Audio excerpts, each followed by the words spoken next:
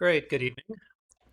It's 6:01. I'm Mark McIntyre, Chairman of the Board of Architecture Review and Historic Preservation for Southampton Village. Um, you see we have a short group up here. One of our board members, John Gregory, resigned his position in December and is no longer a board member. And our other board member, Susan, is not able to be with us tonight. But I do have board members Jane Clare and Jeff Broadley, and 3 constitutes a quorum. So motion to open the January 8th meeting of the Board of Architecture Review and Historic Preservation. Is there a second? I'll second. All in favor? You third? Okay. Also joining us tonight in person, Alex Wallach, our village planning director. Our meeting recorder in the back, Jackie Allen, and Sage is running all things AV, and Alice Cooley, our attorney, village counsel. So with that, we will start the meeting. The first thing on the agenda tonight is minutes approval from December the 11th, and I confess I have them but haven't finished reading them. So I'm going to ask that we'll hold the voting on those minutes till the next meeting. Which takes us to the next thing on the agenda, which is the written decision for 303 First Deck Lane for driveway gates. Any updates on that, Alice?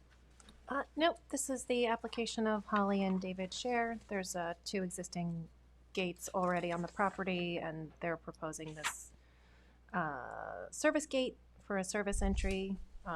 It's compliant with the board's policy with respect to size and transparency. Great. Board members, did you get a copy of the written decision? Do you have a chance to read Yes. it? Any questions or comments?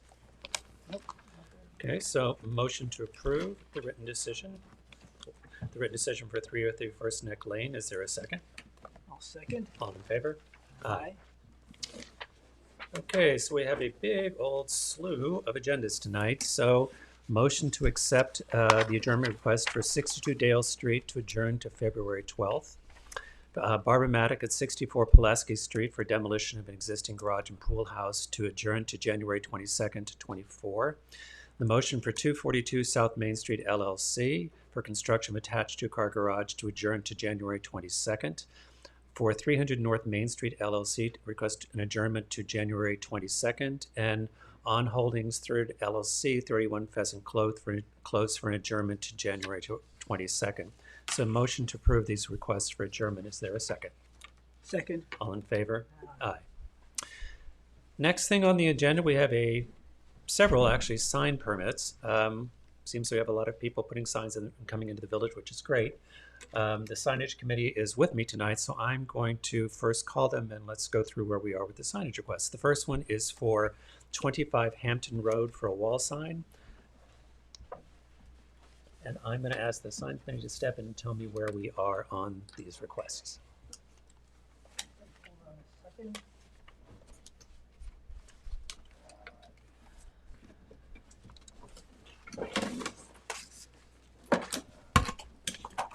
I think what we wanted to know about the first one, Is the applicant here? Alex Vinash. Pardon? No, this is Alex this, Vinash. this is Alex Vinash at 25 Hampton Road. It's a wall sign. Okay.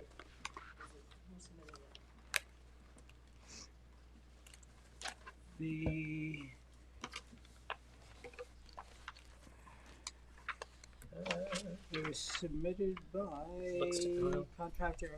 The contact is alexvinash@gmail.com. So Alex Vinash is the applicant. Right. Our question was, is the New York part of your logo? And we tried to see if the other stores.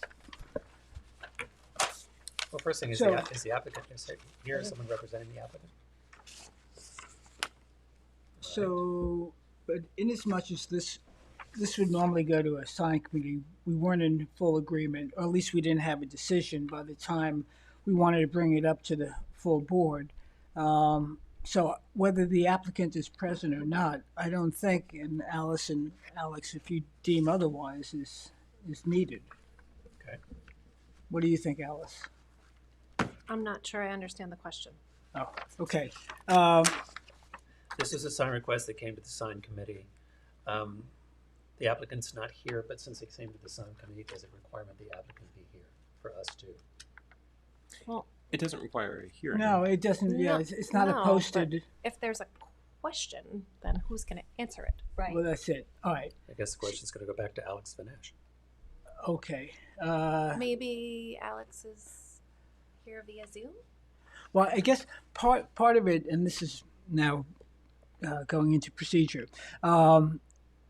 The attempt, Alex, was to avoid a lot of back and forth between the applicant, the three-way dialogue between the applicant, the two members of the sign committee, and the building department. So if a decision wasn't made immediately and agreed upon by the sign committee, it would go before the full board for their review.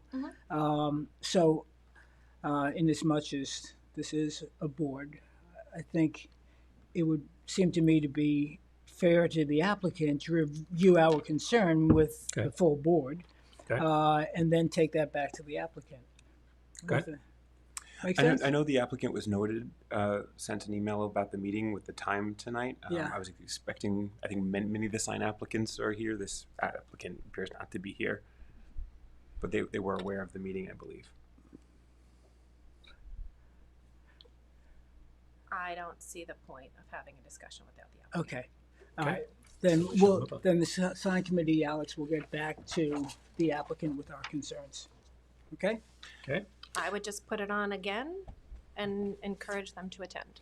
Yep. And if you have specific questions, maybe you could let us know on Yeah, part of the okay. record, so we'll refer them to watch the meeting tonight, so they can address the board's Yeah, concerns. feel But free to the- say here tonight what the question is, but I don't think it should be a full board discussion. Okay. Let's not make it a full board discussion, but why don't we tell them what we Right. think about this and why? Right. Okay. So, to the extent that there's a picture here, I don't know, do we need to show the picture to the public? No? Okay. The issue is they have as a suffix to their name the letters NY. It reads like a post office address. To be And their Blunt. logo, for their online logo, they have Alex Vinesh in script in the New York in print. So maybe they want to do the sign in print and put the NY in script okay. below it. So That's Okay. what our, Then my feedback, if you're just giving them feedback, is I would like actual real materials that it doesn't have the NY printed on a lamppost. but we do Oh, think it's going yeah. to be on the building. Oh, yeah. We think it might be Right. Yeah. raised letters. But I would actually like Yeah, I agree. to take the time to show me an actual application of what it's supposed to look like. And I would tell you that I think the scale looks about 20% too large. okay. That would be my feedback if you're passing along. So they have Okay. comments for next meeting. So scale, materials. So the applicant can and either why. come to another meeting or they can resubmit. Okay, great. Back I'll to the direct them to view these comments and then decide how they want to proceed. Okay. Great. Okay, next up is Ann Welker at 71 Hill Street for a wall sign.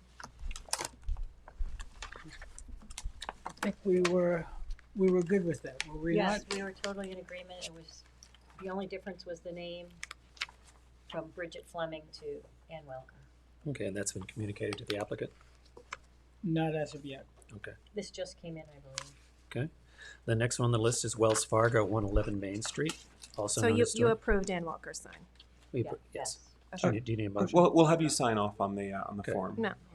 111 Main Street, also known as 25 Nugent. Is there a hand in the back? Is there somebody on Zoom? Oh, okay. It is. Thank you so much, everyone. All right, good. That's your I fastest really Zoom call ever. Congratulations. All right, yeah. Yeah. Good Thank luck, you. yeah. Thank you. Have a Okay, good well, evening. next up is Wells Fargo, 111 Main Street.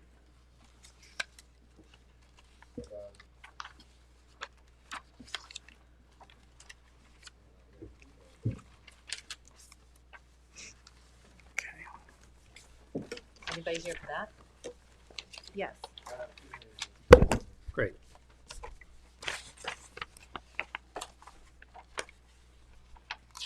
You're doing a good job. You want to take that? Sure. I think our first question was, is Well, this, hang on, I think you got two people. Is it two people coming in? Yes, that's correct. How are you? Hello. Okay. are we waiting for another? I'm here. My camera is not working. Hello. Okay. Do you happen to have the ability to pull this up and put it on your Zoom? I I can share it, yeah. That'd be great, so the public can actually see it. Yeah, no problem. Don't know if I have the ability to share. Kevin, I can attempt to share. Yeah, I got it. It's black.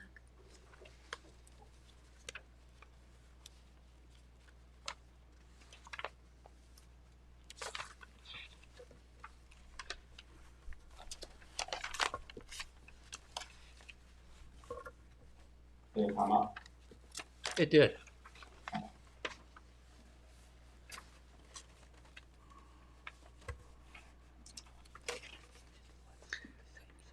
Can you just quickly take us through materials? Yeah, Rachel, you want to explain that, the materials and everything? Yes, please. Yes, I will do that. We're proposing 2 non-illuminated channel letter sets here. The letters themselves will be made of aluminum and painted Wells Fargo red and white on the returns.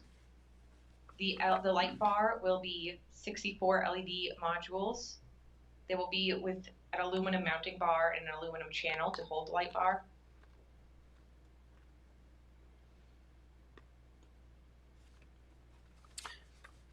And okay, the space that you're going into used to be a bank. This is the end that faces next to CVS, right? That's correct. So And it's only going on that side. and it's only going on the CVS side. So the 2 side doors that are this are not yours. This is the only entrance to your location. So there won't be a sign facing Nugent Street. Only this sign facing toward the parking lot, then toward Main Street. No, I thought we have access to both entrances, don't we? Yes, there's 2 entrances here. We have 2 signs, one facing the parking lot elevation and one facing Newton Street.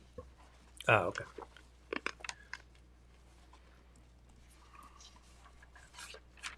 Sorry, there was only one illustration. I'm sorry. Okay. Oh, yeah, if you see, sorry about that, if you see this PDF, this, shows the other sign. And that other side's gonna be centered in the middle there? No, it will be right justified. There are 2 tenants in the building. We're going to be on the right side. The Wells Fargo will be the right tenant. A different tenant will have the left side of the building. They will have their own sign. Okay. I'm curious if you have yellow going with the Wells Fargo like you do in some of your other No, the sign will be red and white. red and white. Board members? What do you think about the size? What are the dimensions of the letters? The letters themselves are 18 inches tall, and the width is 16 foot 3 1/4 inch. Okay. So I realize, and I've seen other locations, Wells Fargo locations, that the red is your corporate color. At the same time, it's a rather vibrant color, which is exactly what you want. But in as much as the CVS letterings are black, They're usually red, but the Southampton CVS is black. So I would like you to consider black lettering of a smaller scale. I cannot approve the front signs without knowing where it's actually going to be placed. And we've had other signs recently on multi-tenant buildings where we've required the property owner, the landlord, to submit a sign package such that there would be commonality in terms of font and coloring among the tenants. So that makes approving a sign on Nugent Street difficult, if not impossible for me.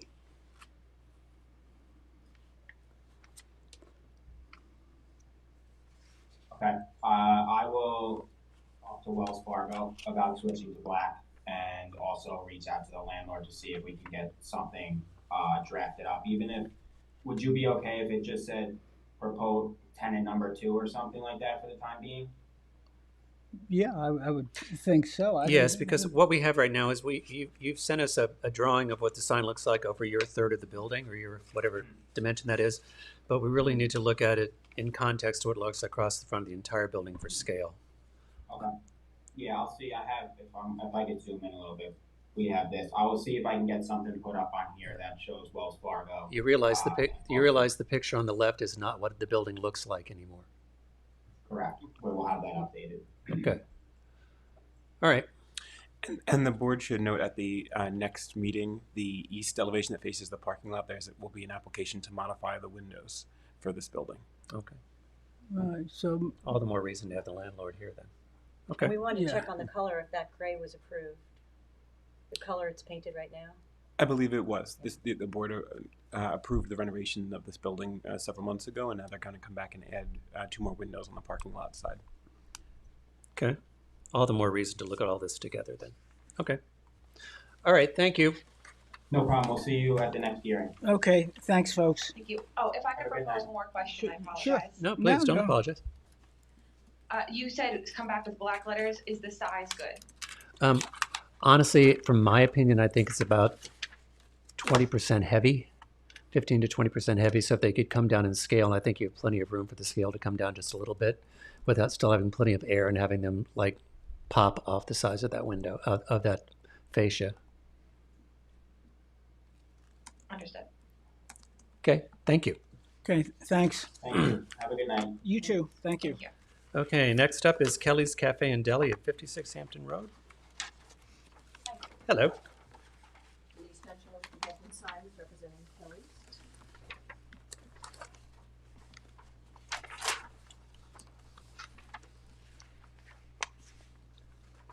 Denise, there were a couple of submissions, Yeah, and the font changed, changed the and font. so tell us what, What what, you're proposing. yeah, exactly, This is thanks. the one I'm proposing now, and I resubmitted it.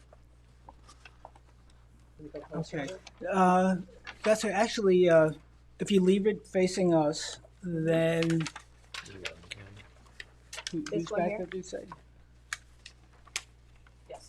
Can- This one. And you have marked it in your hand. There you go. Yeah. Thank you. It's the one on the top. This one. Yeah, they're both the same. No, they're not. No, yeah, So they're not. sorry, The Denise. deli is different. The deli is. No, you have the. Oh, okay, you're correct. It's So, which, it's this one. With the deli, And is that blue or is that in? navy blue. Okay, 'cause it's got. Sorry. thanks. Navy blue on a light gray background.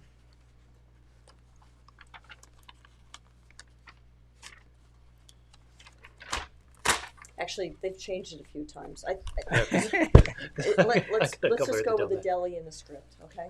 Let's leave that as the final, That, okay? Cafe and deli in the same font. do you have thoughts? I mean, that's more appealing to me. What's hard to say is because we didn't know which one it was when we went to look. And I did drive around several times looking at all these buildings. Well, there's nothing up there, it still says Wishbone on the No, but front I of would it. like, I just would have liked to have known what the background was gonna be. So, well, It's just a light gray. Very light gray? Mhm. As long as it's very light gray. Very I'm light fine. gray. Very light gray, I'm fine with light gray and navy. We didn't wanna have the building itself was kind of a dirty white. Yeah. And we didn't wanna put a stark white sign on the It building. just here, it looks very dark gray, but I know There's that, actual color swatches somewhere. okay. Yeah. As long as it's a light gray. Okay. So I'm clear. We're going with Kelly's Cafe and Deli versus Kelly's Cafe and Deli. Okay, so you're going with this one. Yes. Okay. you okay with that, young fella? Yeah. You Okay, guys are. good. Yep, All right. So we good? We're approving? Yeah. yep. Okay. Great, thank you. Great. Thank you. I like all this change in the village. Next up is Sotheby's at 50 Nugent Street. Great.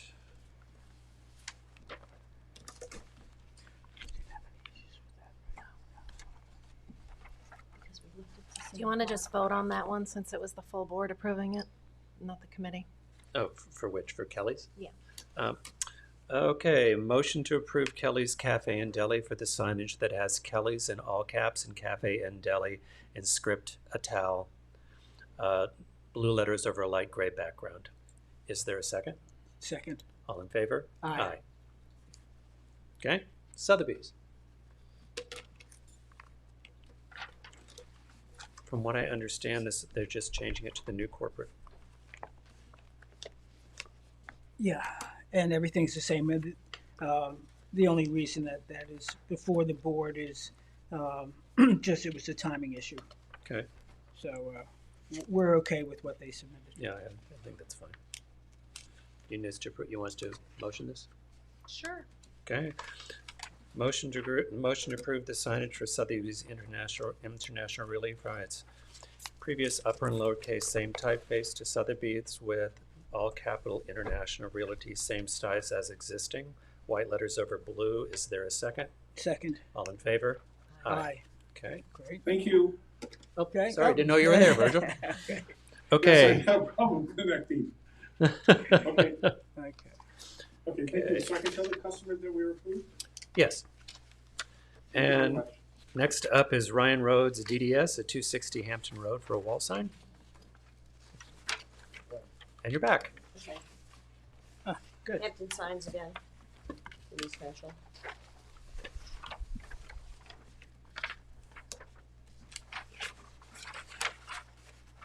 So this is uniform signage for this Yeah. building. Right. This is where we have the tax. Consistent colors, consistent all the way across. Tightline is the same, and Horizon is the same, and the directory is the same. And this also goes on the white freestanding sign that's on the street sign, right? Mhm. Yeah. I think the consistency looks good. What do you guys think? Yeah, Yeah, I very agree. much so.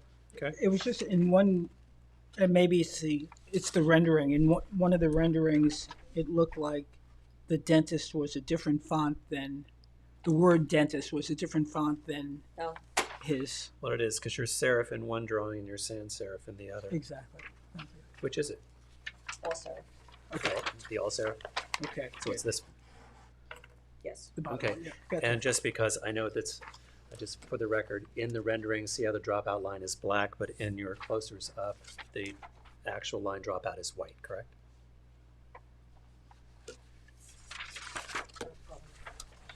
In the, Oh, I see how there's a white line here, Yes. but in the rendering it reads as black.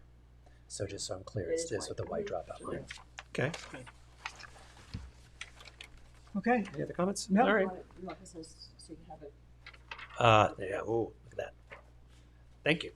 Okay, motion to approve the sign for Ryan Rhodes DDS in all serif type with the white dropout line at 27 inches, 96 inches, white letter over a navy background. Is there a second? Second. All in favor? Aye. Aye. Okay. All right. Thanks, And I Denise. think you have one more, which is the Lolly Nail Salon at 36 Hampton Road.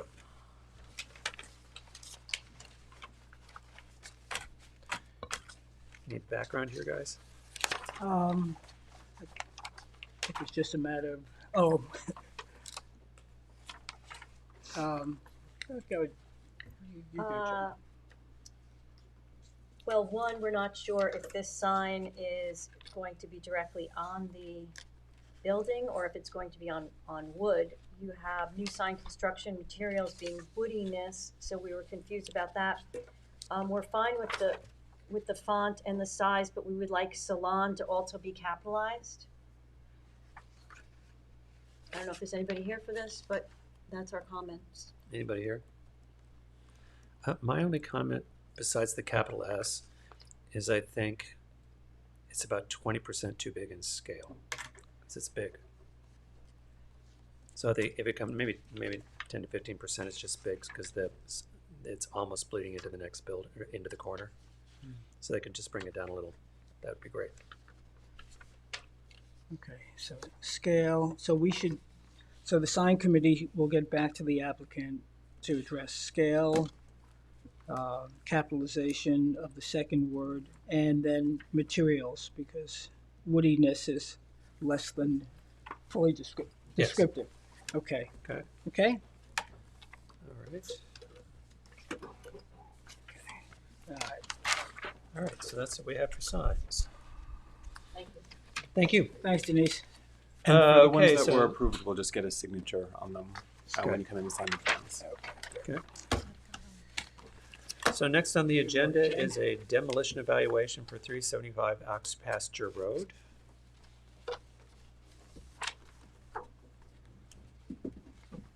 Is there anyone here representing the applicant?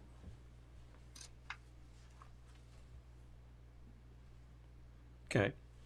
I believe this is a case where this has been here a little while, and we need to go by and as a board take a look at it and have our opinion on this property. Did you guys have a chance to drive by and take a look at it? Yeah, now, on the property, there's a big expansive open area in the front. Which is actually the back, yes. That's the back. Okay, Yes. so it's the structure that's in the rear of the property? Well, from what we could glean, Yes. there's actually, it backs up to Fairleigh. Is it Fairleigh? Okay. Not Fairleigh, it's Mary Lee. To Mary Lee on the back, Uh-huh. and the original driveway came off the Mary Lee side into the driveway, but also what it would be considered the front door actually faced that way. So, Okay. but the house itself, when you look through the materials on the house, and the date on the house,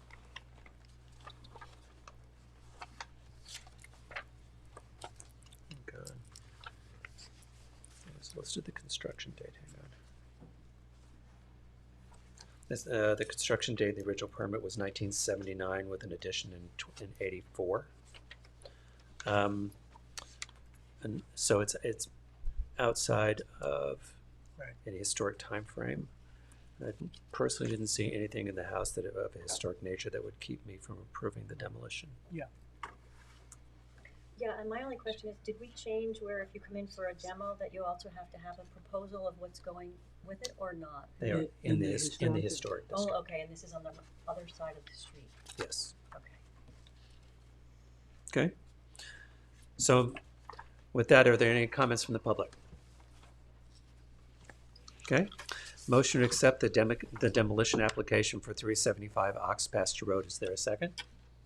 Second. All in favor? Aye. Aye. Okay.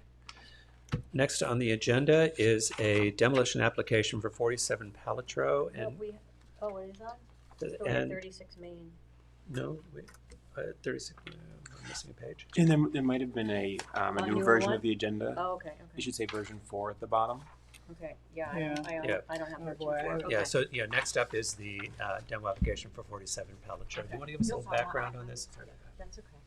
Um, I have my Alex, can you give notes us on some this, quick so- background on this because this came in after the original agenda? Yeah, so this is a demolition evaluation like the board just completed. Because of the age of the house, it has to be referred to the full board. So it did not go to the demolition committee like the other demolition did, which was constructed later. And this was originally slated for a later meeting date, but because it doesn't require a hearing and because the board has a certain time limit in the code to act on these, we moved it up so the board has as much time as possible to take an action on it. Okay. Hello. Good evening. Good evening. Zach Antoletti, counsel for the applicant. Okay. 41 Meeting House Lane, Southampton, New York. Mr. Wall, the applicant, unfortunately could not be here tonight due to the late change, so he asked me to present on his behalf. I believe all the application materials have been submitted. This is a demo permit application for a non-historic district property, 47 Pelestro Street. The demo permit seeks to demo both existing structures on the property. There is a single-family dwelling, approximately 1,340 square feet, and there is a pre-existing non-conforming detached two-car garage, approximately 430 square feet, that sits along the east side lot line. Believe it may actually slightly encroach onto the neighboring property. That might be a problem. Based on aerial photos, we believe that both structures were constructed around the early 1930s. Pretty certain that there's no architect involved with the structures. Most of the houses in that neighborhood in that time were built by the immigrant families that lived in them.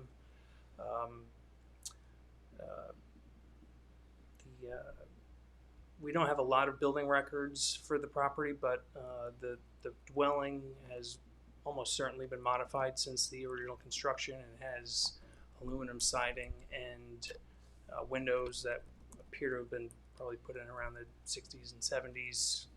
May have been additional changes, but I really don't know enough to speak on that. That's about all I, have on the property. Welcome Okay. your thoughts. Board members, any questions? Yeah, there's a general concern that I have that built in the 30s, built by immigrants at the time or whatever, it speaks to an era in the village's history that we keep on chipping away at. And I have to take it on face value that you're accurate in terms of the 30s, but I don't know for sure. And I know we often choose not to pursue landmarking structures like this or others, but boy, we're going to be left with nothing. And I just bugs the heck out of me. Perhaps we should have Zach look at it and make a determination as to when it was actually built, and are there any historic elements to it that would check any of the boxes of the 5 or so criteria. Then the other thing I might add for your client's benefit is having a non-conforming structure as close to the property line, and we had this with another structure before, is really something of value. Because alternatively, they're going to have to chew up, they're going to have to be, 15, 20 feet? Which means if they want to replicate a similar garage, which, by the way, the board's practice has been to not approve detached garages. So if that's in their conceptual thinking going forward, I can't make a judgment on that. They may be giving up something of significant value that they're not going to be able to replace, given what they may design. I'm not exactly sure what their current plans are for that. No, I don't either. Okay. And, do they have plans to build a house there, or is this somebody just... It was a design build. A house will be built there. A house will be built there. We're just not sure what the plans are for the garage yet. Yeah. That's what I'm taking on that. Up until, if you look at mine, Jane. Well, I wanted to say that despite the aluminum siding, I find that the house is a quintessential Southampton Village cottage/bungalow. I love the recessed dormers. I think it could be renovated and added onto, and it does not need to be torn down. If we needed to expand our historic district, I think this would be a good place to start. You're right close to Elm Street there, and I would not be in favor of a demo of this particular house. Here's where I think I am on it. Palacho is an unusual street in that there are a large cluster of houses, most of them built in the 20s and 30s, so your timing is probably about right, that were sort of worker houses or people that moved in. And some of those people went on to be, prominent citizens of Southampton. When we're looking at a house of this age, my first instinct is actually to contact our historian and our historic consultant to have him give us a report on the house, because several things come into play. Who lived in the house? Does it have any historic significance? We actually don't know that sitting here. So we actually have someone, Zach, on staff, he's a consultant, who is a historic consultant to the board. And I'm going to ask that he take a look at the house and give us a report on the house, so we feel like we have more full information before we make a decision, before we lose the house. Because it's not in a historic district, you're correct. But we don't know if there is a historic connection to the village of which we are not currently aware. Okay? And I think what Jeff is trying to say is until 2018, on the older houses, you could build a garage 5 feet off the property line, the far back corner, and that was removed in like 2018, 2019 with some code changes. And when we look at pre-existing non-conforming garages, they actually can allow for much better use of the land, especially on our smaller lots. So he's just giving you that as a heads up, because it's true. Because we've had a few other lots where we've sort of convinced people to keep it, and it actually works out better for the yard. But that would be your applicant's decision. We'll try and get you some more information about their plans for the property at the next hearing. Okay. So I think what we are going to do is send this to Zach, and let's get a historic report, and let's see what we can learn about the property. And that report would be by the next hearing? It should be. I'll refer it to Zach tomorrow morning. Okay. Yeah, we should be able to get it to you by the next meeting. Thank you. Okay. Are there any questions? Because it's a time issue? No, they're not required to provide their future plans. Right. Right. This they're is a not providing- demolition request. No, it's so. a demo request. So all I want to know is the historic report to understand the full history of the house before we can make a final decision, Yeah, so the board is either going to landmark it or not. or they're going to not vote Right. to landmark it. Right. That's Those are the correct. options. Okay. All right. Is any comments from the public? Okay, so I think you would like to adjourn this until the next meeting, and we should be able to have the historic report next. So I'm just going to suggest we adjourn this to the next meeting, which is The 22nd. January 22nd at 6 o'clock. Does that work for you? Yes. Okay.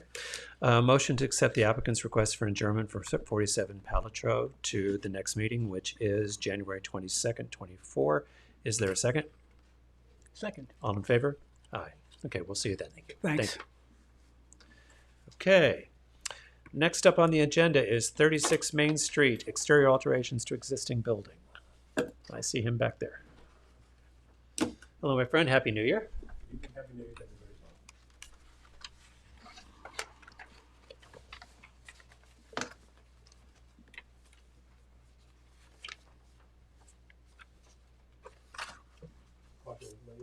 Open these plans up, or do you know them already enough? No, you can go There's ahead and bigger open them. versions of them. Did we get a report from Zach on this? And I didn't see one, no. I haven't. We sent out for one, correct?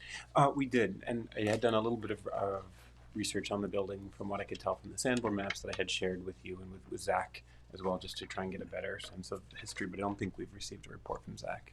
Correct. I apologize. We haven't actually received the report back. But, Okay. so where you are right now is exactly where we left it. Yes. Okay. I can tell you we have learned some things. Actually, you have the most knowledge to tell us what we learned so far while we wait for the report, which is this was 2 storefronts, correct? Yes, at one point, I think around 1902, from what we can tell, it was 2 storefronts. The building, I think, predates the street that it's adjacent to, which was cut through later. We know it was at one point, it was part of a bank building. At one point, it had a porch attached to the front of it, and then the building was later filled out to include that porch in that first floor addition. So the footprint of the building has actually grown from its original footprint. But we think it's existed in this configuration since, I think, about 1926 or so. So it's been slightly expanded from its 1902 footprint. You know when you go down to Tenet, if you're on the other side of North Main Street, how you walk in and there's 2 doors? Yes. It appears from what we've seen that it looked like that, with 2 entrances, and one was a laundry and one was a bank. And that bank later moved down and built another bank building, but we do need the full historic report from Zach. And at some point, this road was then cut through. So what I would tell you is we really kind of need that historic report to know how to give you any more advice. And I apologize, I didn't get you in advance to tell you we didn't have it. I know we were looking to see if we could find any images from that period that might show the appearance at that time, and I think I haven't seen any, but I think we were searching for one. Okay. I saw one postcard down in the Historical Society, but it's of Main Street, and it's colorized, so it doesn't really give you any. And I'd also asked the Historic Society to see if they could go and see if they could find me something, but to be honest, I was traveling. I haven't checked back with them, so. I think I have that postcard on my desk too, and it looks like maybe it was stucco, but it's hard to read. Hard to say. Okay, so if you will indulge us, I think the best answer is probably to adjourn this to January 22nd. Very good, thank you. Okay. Motion to adjourn 36 Main Street to January 22nd. And I'm going to put this at the chairman's request because we didn't have paperwork for you. Is there a second? Second. All in favor? Aye. Okay, we'll Thank see you. that. Thank you. Okay.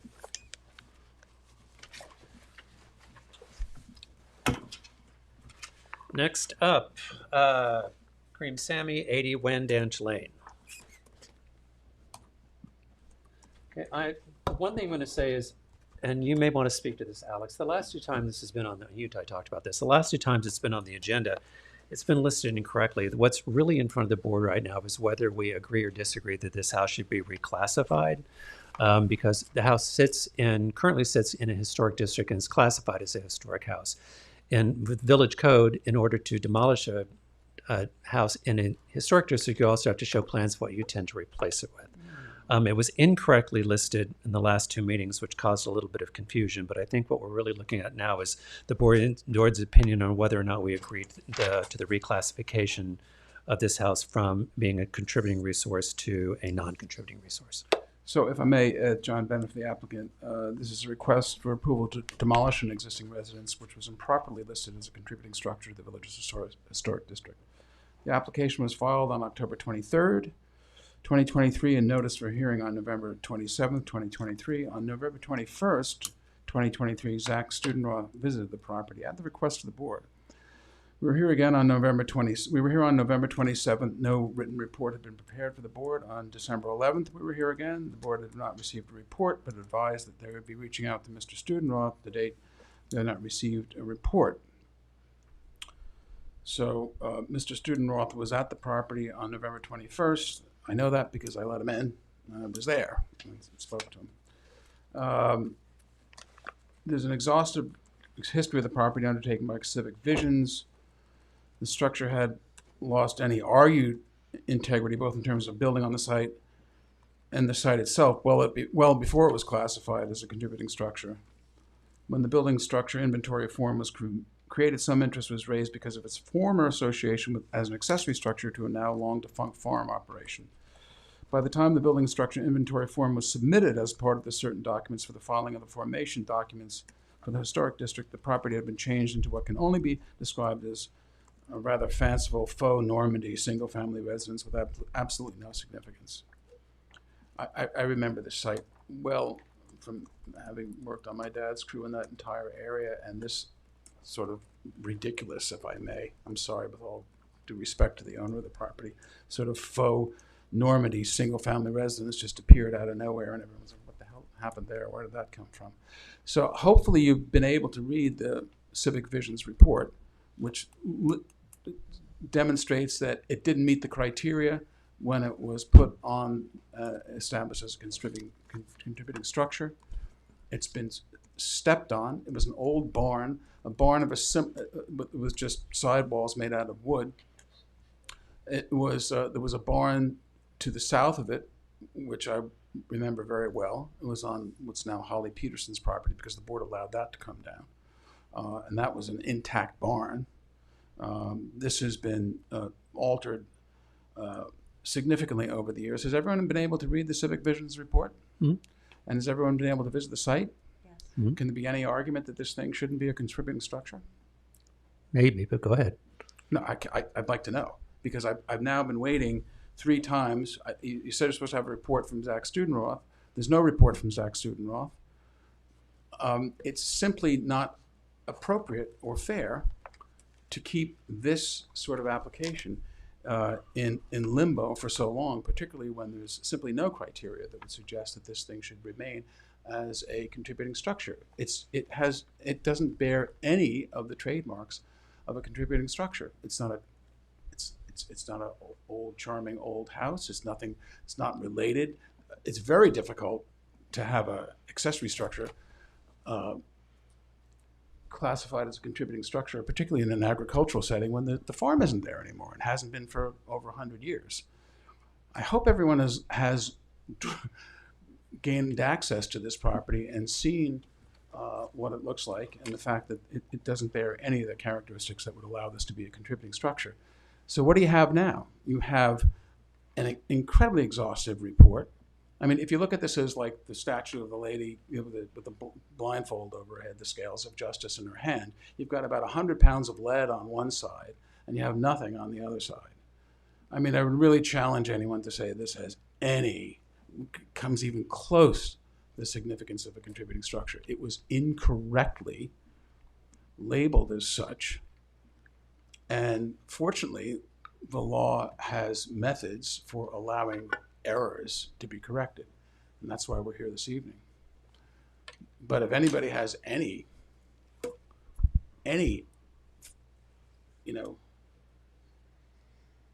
facts or indicia or history or whatever it is that would suggest that this thing is anything other than an old accessory structure which has now been transmuted into this bizarre faux Normandy thing, which doesn't have any context, any historical context, has been, to the extent that there was any integrity at all, at any point, it's been destroyed. And that all happened critically, prior to the time it was listed, and into the blue sheet was created. So I am scratching my head a little bit because I was trying to figure out what had gone on with Zach's report and whether or not there was and there had been any conversations or communications. And you'll tell me very quickly, I know, Mark, if I'm putting words in your mouth, but one of the first meetings when I was trying to figure out where the dialogue was between the board and Zach, I'm fairly sure I heard you say that your conversations with Zach were such that factually what was in the report was accurate. So I could. I don't know that I would agree with that statement. Okay, all right. Okay.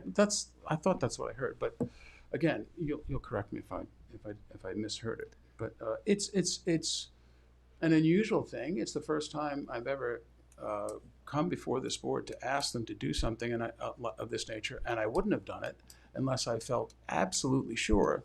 I'm very good at ferreting out these applications for their worth, and I wouldn't have come to this board if I wasn't absolutely sure that this thing never should have had a blue sheet on it.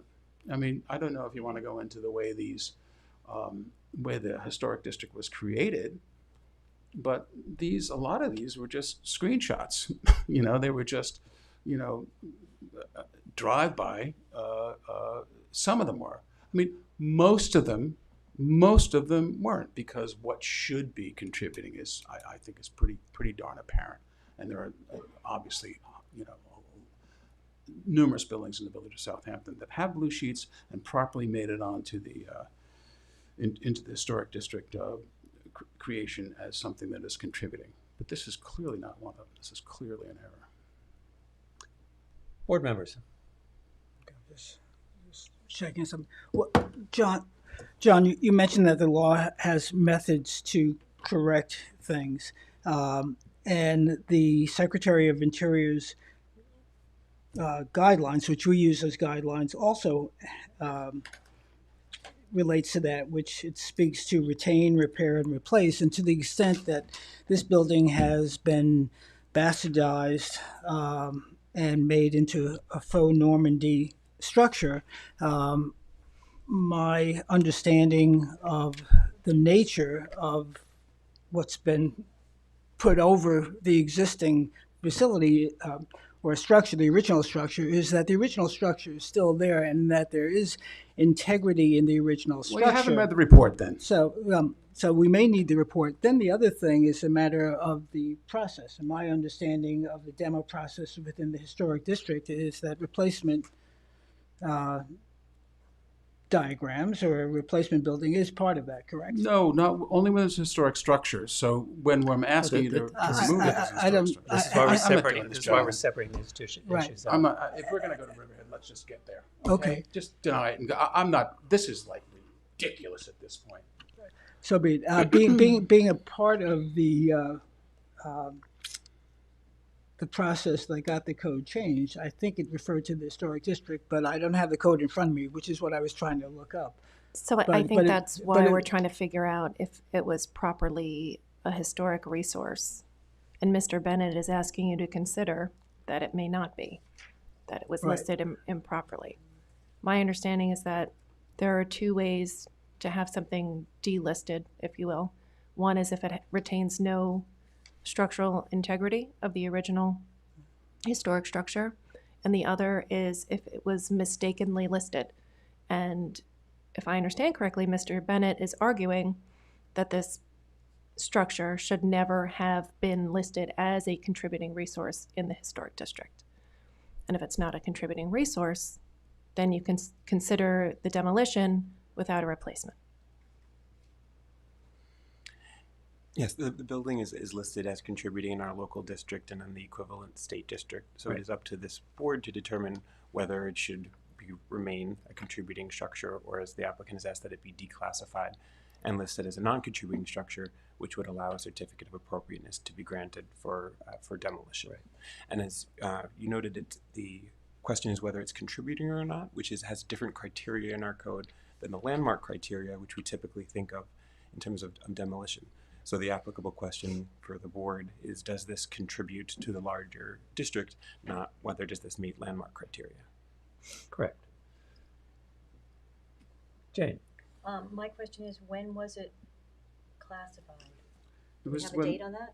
yeah, it was back just before the creation of the historic district in the late 80s. 89, I think. 89, thank you. So 1989, we're saying approximately it was classified? Yep, but as we've demonstrated, without any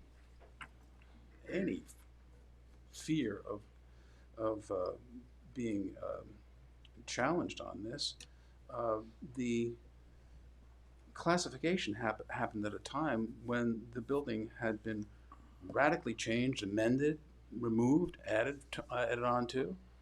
So the classification, as demonstrated both under the law and factually, in this very exhaustive report, was simply incorrect.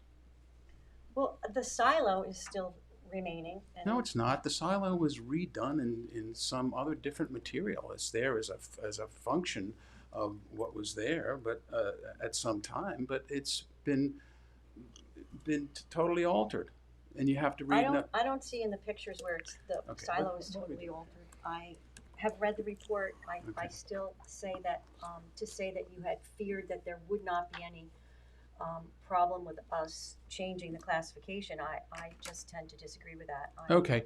Well, are you going to get a report from Mr. I'm- Studenroth? Because your board you like- members had would you like- previously asked for it. Okay, let me do two things, John. First of all, would you like to know what I think? If you would like me to reach out, because I feel like between the report we have, the report he's done, and what we know, I don't know. The question is it to be disclassified? And I can ask him to give us a report to come in if you'd like it for the file. I'm happy to do that. I The- think my that's frustration appropriate. is that this was asked for 2 goddamn months ago. You know, you're right.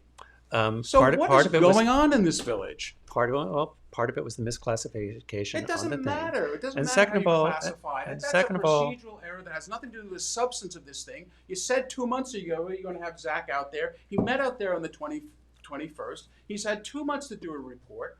You haven't pushed him to do a report. I feel confident that his report will do nothing other than buttress this report. So please ask him to do it, and ask him to do it quickly. Because I'm you gonna do don't two have any things. expert testimony. Let me finish. You don't have any expert testimony in the record right now other than this report. None. Zero. No one with any expertise on this. You can have feelings about it, but it has to be backed by facts. It has to be backed by history. It has to be backed other than like, oh, it's a nice building. That doesn't cut it.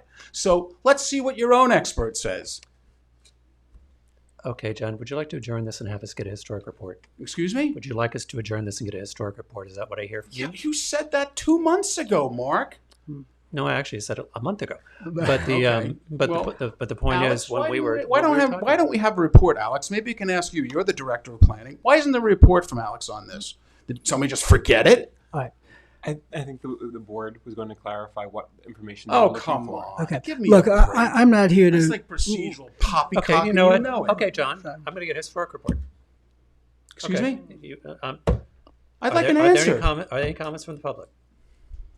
It's embarrassing. Okay, motion to accept the applicant's request for it's adjournment. on you, and to as re- you and did to the last receive- one. You Okay. don't have a report. Chair. You asked for a report. Okay. Mark, you Motion- asked for a motion- report. motion- No, are you done, excuse me. John? I'm entitled to be heard. Well, you you've asked been for a heard. You've been report. heard about You 3 took or the hit 4 on the times, last and 2 now- matter of adjournments, fact, at this and now point, why is it my you're adjournment? just okay, great. Chairman's request to adjourn Thank until you. January 22nd and to receive a report from Zach Right. Studenroth.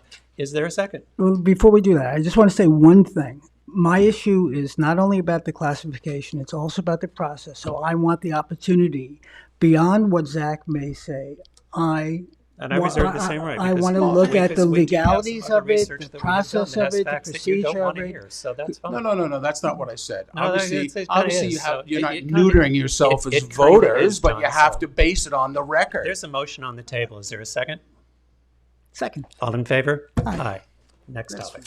really, you've got some procedural house cleaning to do here, and hopefully it'll happen quickly. Okay, next on the agenda is Jeff, if you ever want legal advice on procedure, you can ask me anytime. I will, thank you. next on the agenda. We're moving to new matters, non-historic. Goes up to adjourned. So next up is 64 Down East LLC at 495 Ox Pasture Road.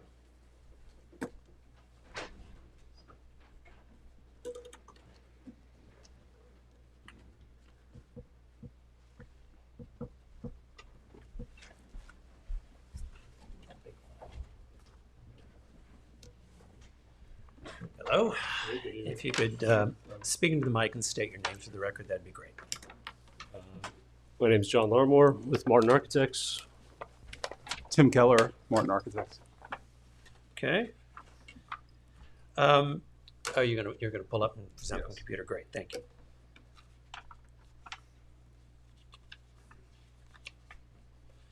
I think because we've seen this a few times, you're just going to take us through the changes that you've made based on the last conversations. Yes. Great, thank you.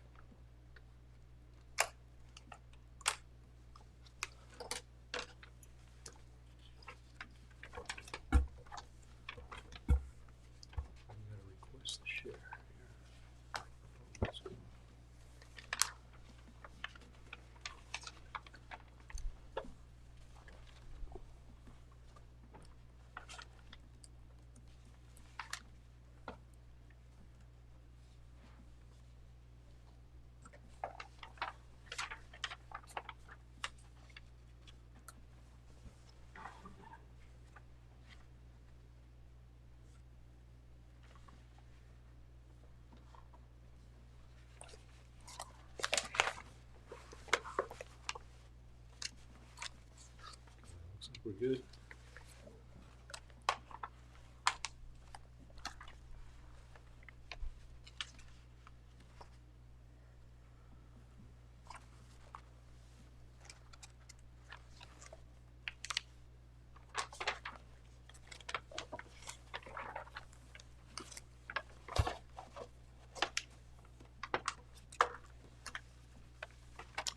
And you're presenting from the stack that we have that you submitted data still dated December 28th.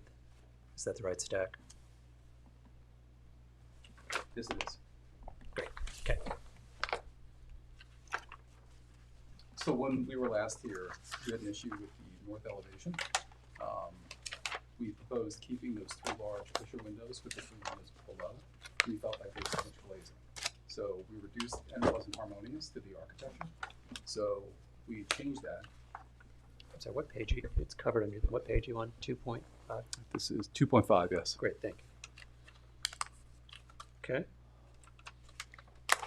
So below is what was previously approved. And above this large north elevation, the large gable there, that is what you had an issue with, because we had those large windows. So we revised that to be more harmonious with the architecture. Okay.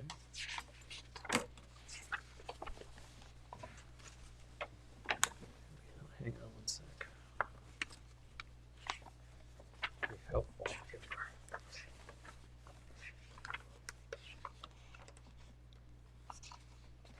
Okay.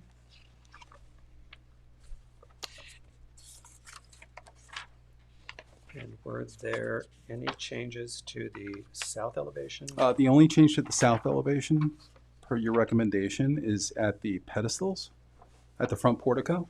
Yep. We had proposed stone, and you liked the shingles, so we changed that back to shingles at the pedestals.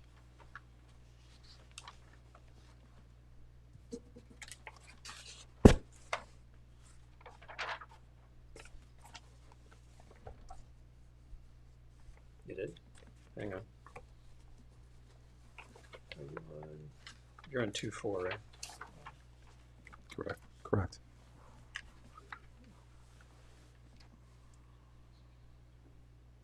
Oh, that's correct, okay.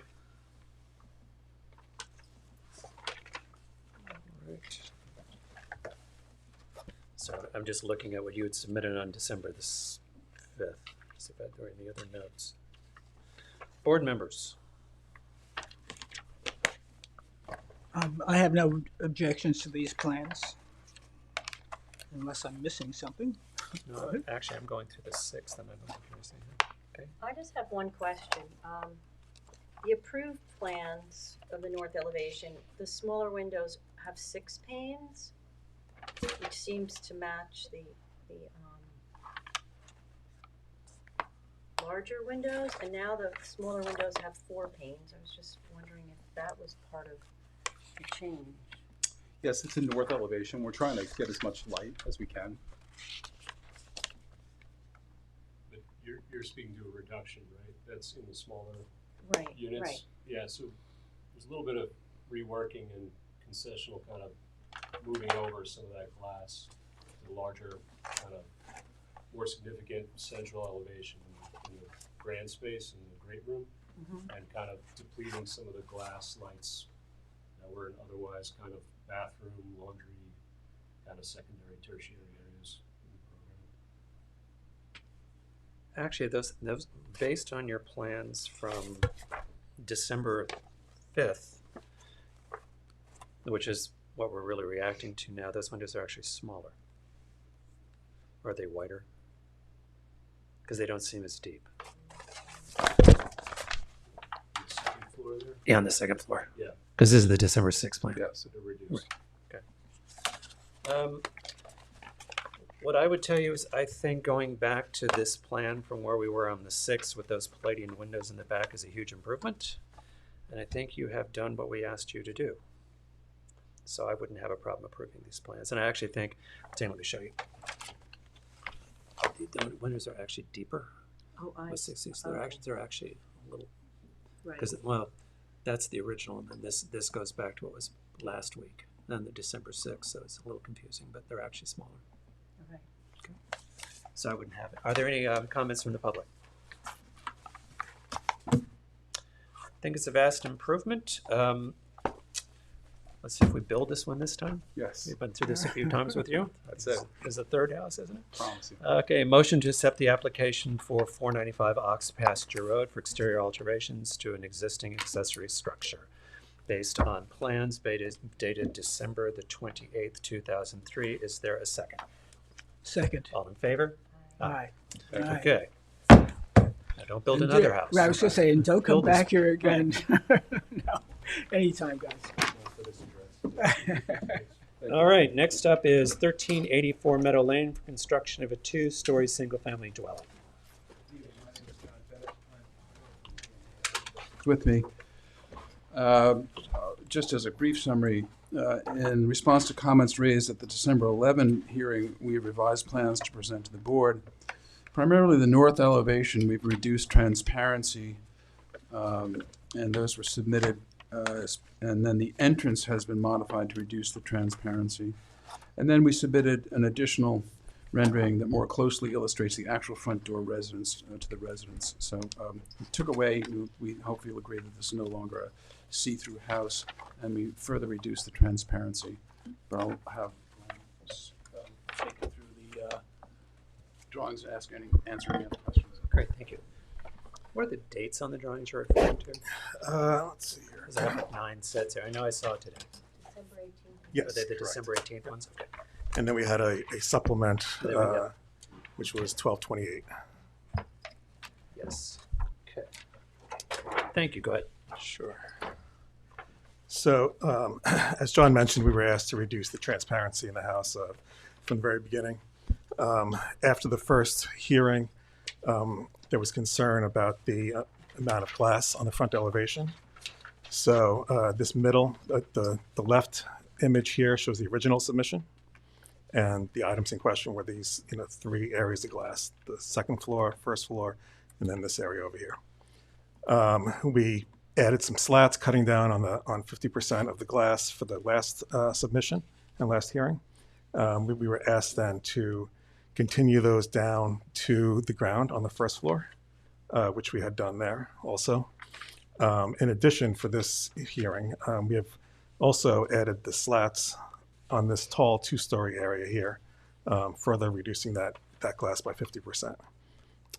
One other thing that we were asked to do at the last hearing, the last thing that I'm sorry, you're on page, that's page 18, right? This is page 18, correct.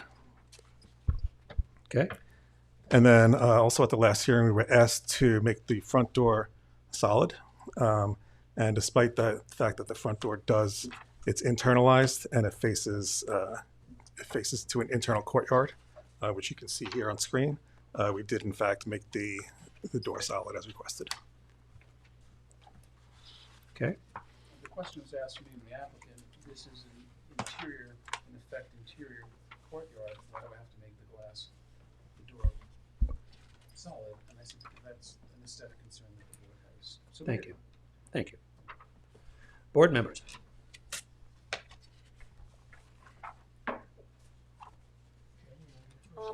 I think it's definitely an improvement, and I think adding the slats makes a big difference to the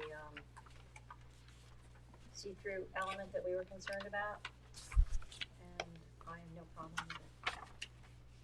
with it. Yeah.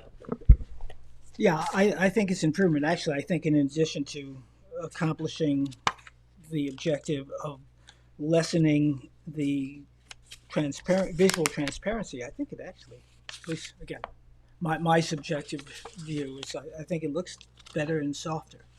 Thank you. Yeah, it's soft. Yeah. Sure, absolutely. It also takes away from that, just this Exactly. glare issue that we were worried about. I think you've done what we asked you. I think it actually is great. And I appreciate your communication to the client about the board concerns. I actually, it softens it to the front, it softens it to the beach. I think it's great. Are there any comments from the public? Okay. Motion to accept the application for 1384 Meadow Lane as per plans submitted dated December 18th, 2023. Is there a second? Second. All in favor? As amended, Aye. as amended for that door, I just don't want to. Correct. On 1228, there was, the door was added to that, yeah. Thank you, John. 1218 and 1228. Okay. For plans submitted December 18th as amended December 28th. Is there a second? Second. All in favor? Aye. Great. Just didn't Thank want you. any variances to be voted on. Got it. Thank you all very much. Appreciate it. I know it was a long process, and listen, I appreciate it. I think we've come to a great place. I think we did too. Thank you very much. Okay, then we have a ton of adjournments. Next, this takes us to new matters. The first is 22 Windmill Lane for a construction of a two-story addition. Which is 865 Merrick Holdings LLC. This is a new application. Affidavits are in order. The board might remember that we heard this as a pre-submission conference previously, and in that time they've been working through the process with the planning board for site plan review. And have they received site plan approval? Not yet. Okay. So tonight we'll go ahead and we'll give comment and feedback, but we won't vote because we can't vote on it because they don't have planning board approval. Well, ultimately, it'll have to get approval from all boards, and the approvals will have to match. But yes, certainly the board can give comment on how the plans look right now. There may also be action necessary by the zoning board, depending on whether variances are necessary as well. Okay. All right, is the applicant here?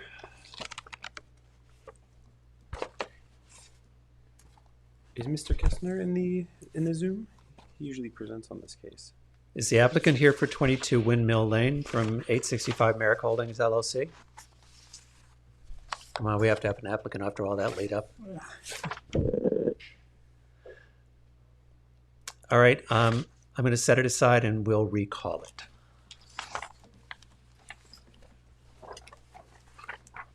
We'll set that one aside for recall. So, which brings us to the second under new matters, 40 John Street. P.H. Grunbaum Trust, 40 John Street, for demolition of existing cottage and rebuild cottage, screen porch, and patio. Is the applicant present? Are they on Zoom? These affidavits are in order as well. Do you see Lisa's logo on Zoom? Okay. This application, I also believe, may be pending before the zoning board at some point. I believe the building inspector issued a denial letter about a continuance of a non-conforming use. Well, just as a point of question, if we're not clear if it can be built, shouldn't it go to zoning board to see if it has approval before it's here? I have to double check. Typically, that is the procedure. Yeah, because we that have three of follow. those tonight. Yeah, 'Cause we have maybe that we one. should hear from Lisa about where it is with the zoning board. Okay, Lisa? Oop, I see But Ryan one of here. our requirements is copies of all zoning board decisions. Oh, certainly if they're not going to allow them to rebuild this, then we definitely shouldn't approve it. Okay, but okay. Lisa? Oops, sorry, Lisa, we can't hear you. Is this for 865 or? Ooh, I think we've got two applicants and on two different cases. No, this is for 40 John Street. Ryan, they put aside and are going to recall 22 Windmill. Oh, okay, sorry about that. Yeah, My Zoom was acting up. Sorry. No worries, just hang out. We'll get back to you. Oh, great. Lisa, is she there? Yes, she's in the Zoom. We just can't hear you. No, sorry. I can see you. Well, hang on. I think we have to release Ryan and bring. It doesn't appear she's on mute, but she may be having trouble with the microphone. Oh, wait, we still have Ryan on the. So.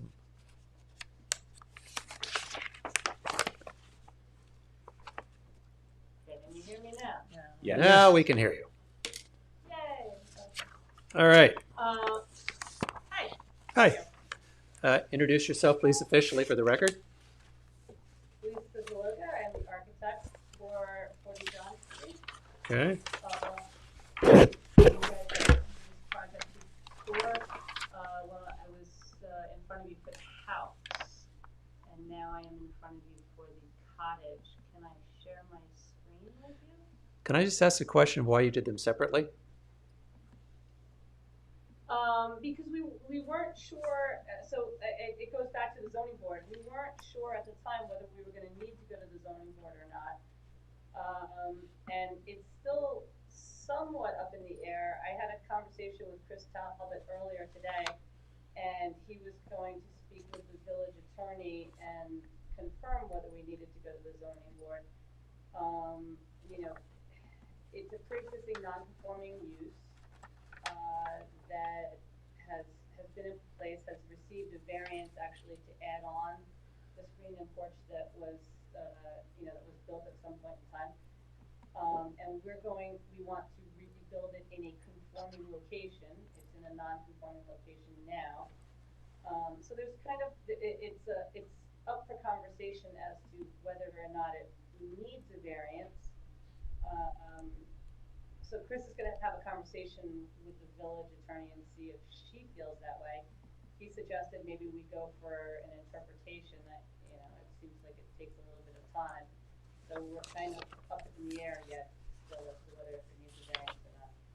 And this is just the cottage? It's just the cottage. What's nonsensical to me, Lisa, is you began by saying you're taking a non-conforming structure and putting it into a conforming location. So why does that need a variance? It's a non-conforming use. No, In addition to no, it's not a non-conforming use. It's a dimensional non-conformity in that there are two houses where there's only permitted to be one. So they don't have a separate it's a CO. cot. You're There's not a taking a separate non-conformity and making it conforming with respect to setbacks, but it's still a non-conformity. Oh, because they want to keep it as a cottage. Mm-hmm. I get it. Yes, because it has cooking facilities. I get it. And it doesn't have a Okay. separate CO. Okay. So I believe that I could rebuild it in its current location without a variance. But because I am going to relocate it to a conforming location where it's non-conforming currently, that's where the conversation comes into play as to whether I need a variance or not. Do I need a variance to rebuild it in a conforming location as opposed to rebuilding it in a non-conforming? Now I understand too why the neighbors are And improving it. the structure that's there now, which is a historic structure because it was there from 1925. Are you? I believe that it's on the Sanborn map. It's not mentioned on the blue sheets. The house is mentioned. Yeah. The cottage is not, but yes, it's old. It's old. And the plan wasn't to pick up that old structure and move it and renovate it. The plan was just to destroy it and build a new one. Correct. I believe that you might be aware. So there was a flood. Right. They didn't turn off the landscaper didn't turn off the something happened that the winterization pipes didn't get winterized and it flooded the thing. Right, so the property, so the building flooded, you know, and I have a letter from Tin if you needed to see it, you know, we had a whole conversation, the building flooded, the electric was compromised, the HVAC system is destroyed. In order to, you know, in order to salvage the building, which we did contemplate doing, we basically have to rebuild it. As soon as you get to substantial reconstruction, you have to bring the whole building up to code. And the building currently is not sitting on any kind of a foundation. You know, the floor joists are not sized according to what they need to be. There's no insulation in the building. You know, we would have to replace the entire heating system. The electrical system is old electrical that has, you know, that the water was above the outlets. So that entire electrical system has to be redone, which means you have to strip off all of the interior finishes to rerun all of the electrics. So I mean, I do have a letter from Tim. You know, we went back and forth a couple of times as to what did we need to do and what could we do. And at the end of the day, in order to actually fix the building, we basically have to rebuild it because Right. it doesn't meet code and it takes it to the level of substantial reconstruction. Okay, so right now, if I'm understanding correctly, you're going in front of zoning, and zoning has to look at it to see if you can get a variance to have a non-conforming use, which means to have cooking, instead of being a pool house, it's a full house with cooking supplies, correct? Like I said, I had a conversation with Chris Talbot today where he's going to have a conversation with the village attorney to see whether she believes that we need to go in front of the zoning board of appeals. Okay. I mean, I believe that I think I've been in front of the architectural review board with projects that also needed to go in front of the zoning board. And I think at the time, either my choice was to not close them out, or if I did in fact close them out, and the ZBA decided something different, that I would have to come back in front of the board. Is that feasible, or what are we looking at? I was gonna, Lisa, would your design change in any way if it was a pool to be constructed as a pool house rather than a cottage? The building would not change, I would say. No, I mean, it's still sized appropriately. You know, you know, it's not bigger than an accessory structure would be allowed to be. So no, I don't think it. I mean, other than interiorly, it wouldn't be a bedroom. Well, would Here, not let me ask the fenestration question change? this way. Sorry. Okay. If you went to the zoning board and they told you that if you wanted it to be a cottage, that you would keep it in its current non-conforming location, just rebuild it? I mean, I don't think that I would want to rebuild it as it currently stands. I think I would want to modify it. You'd keep it in its current non-conforming location to retain that right and just modify it versus moving it and building what is in front of us now. Because what I'm feeling like is we need to adjourn this until you get a little more direction from the zoning board.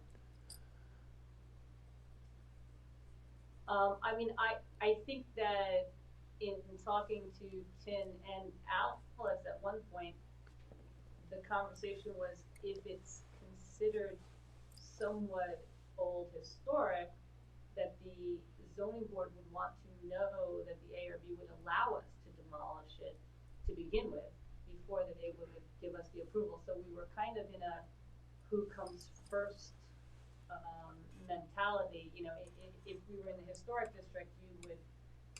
But you're not in the historic district. All right, so. But we were old. So okay, who comes here. first? Well, honestly, what should come first is zoning. What we should actually have is a firm decision whether this has to go back to zoning, what the zoning decision is, because the zoning decision is going to determine whether you rebuild a building in a different location and probably a different size, or build this new building in a conforming location with a non-conforming use. That's all based on a zoning board decision, correct? Does that make sense? The board should consider whether or not they're going to approve the demolition. Because if the board decided that this was, somehow an important structure worthy of landmarking, then she can't demo it. Okay. So at the very And at the end of least, the we should look at day- that. At the end of the day, the building that I'm trying to build is the exact same size Right. as the building that's there. And But so- again, if you go to zoning and zoning tells you that you have to stay where you are to keep your non-conforming use, then you're not going to demo the building. You're going to rebuild it. I will rebuild it in a better configuration. And if it's historically important, the location of the building's important. Right. And its relationship to the property. So we should look at that. Yeah. As to whether I have to go to zoning, that hasn't been determined yet. I was trying to get the answer before this meeting, but I couldn't get it. Yeah. So to clarify, the previous building inspector did look at this and issued a denial letter because of the non-conformity that would allow them to either go to the zoning board or to ask for a different interpretation of the zoning board. As Lisa said, she's approached the current building inspector to see if he stands by that decision. And I think it's something that he said he would reach out to the village attorney to see if he could get any clarity on. But I think at least for today, he is standing by the decision of the letter that was issued that says it has to go to the zoning board. But as we've noted, there are times where a variance is in support of historic preservation, and if it is a historic important building, that's something that they would need to probably know first. Okay. If I was confused, I'm now more confused. So I'm Sorry. now going to my counsel for some advice here. What's the right way forward here? Because they may not tear the building down, and it may be historically important. It has serious damage to it from a flood, which we know. But it seems to me the right course of action is to get a determination from zoning before we do anything. Or Yes, unless we exact. however, I think the only thing this board can do right now and probably should do is determine whether this building is of historic importance and maybe have Zach take a look at it. Because if you're not going to allow her to demolish it, that's going to change things. Okay. And So then I'm going to she say, wouldn't I'm need going to to go suggest, ZBA.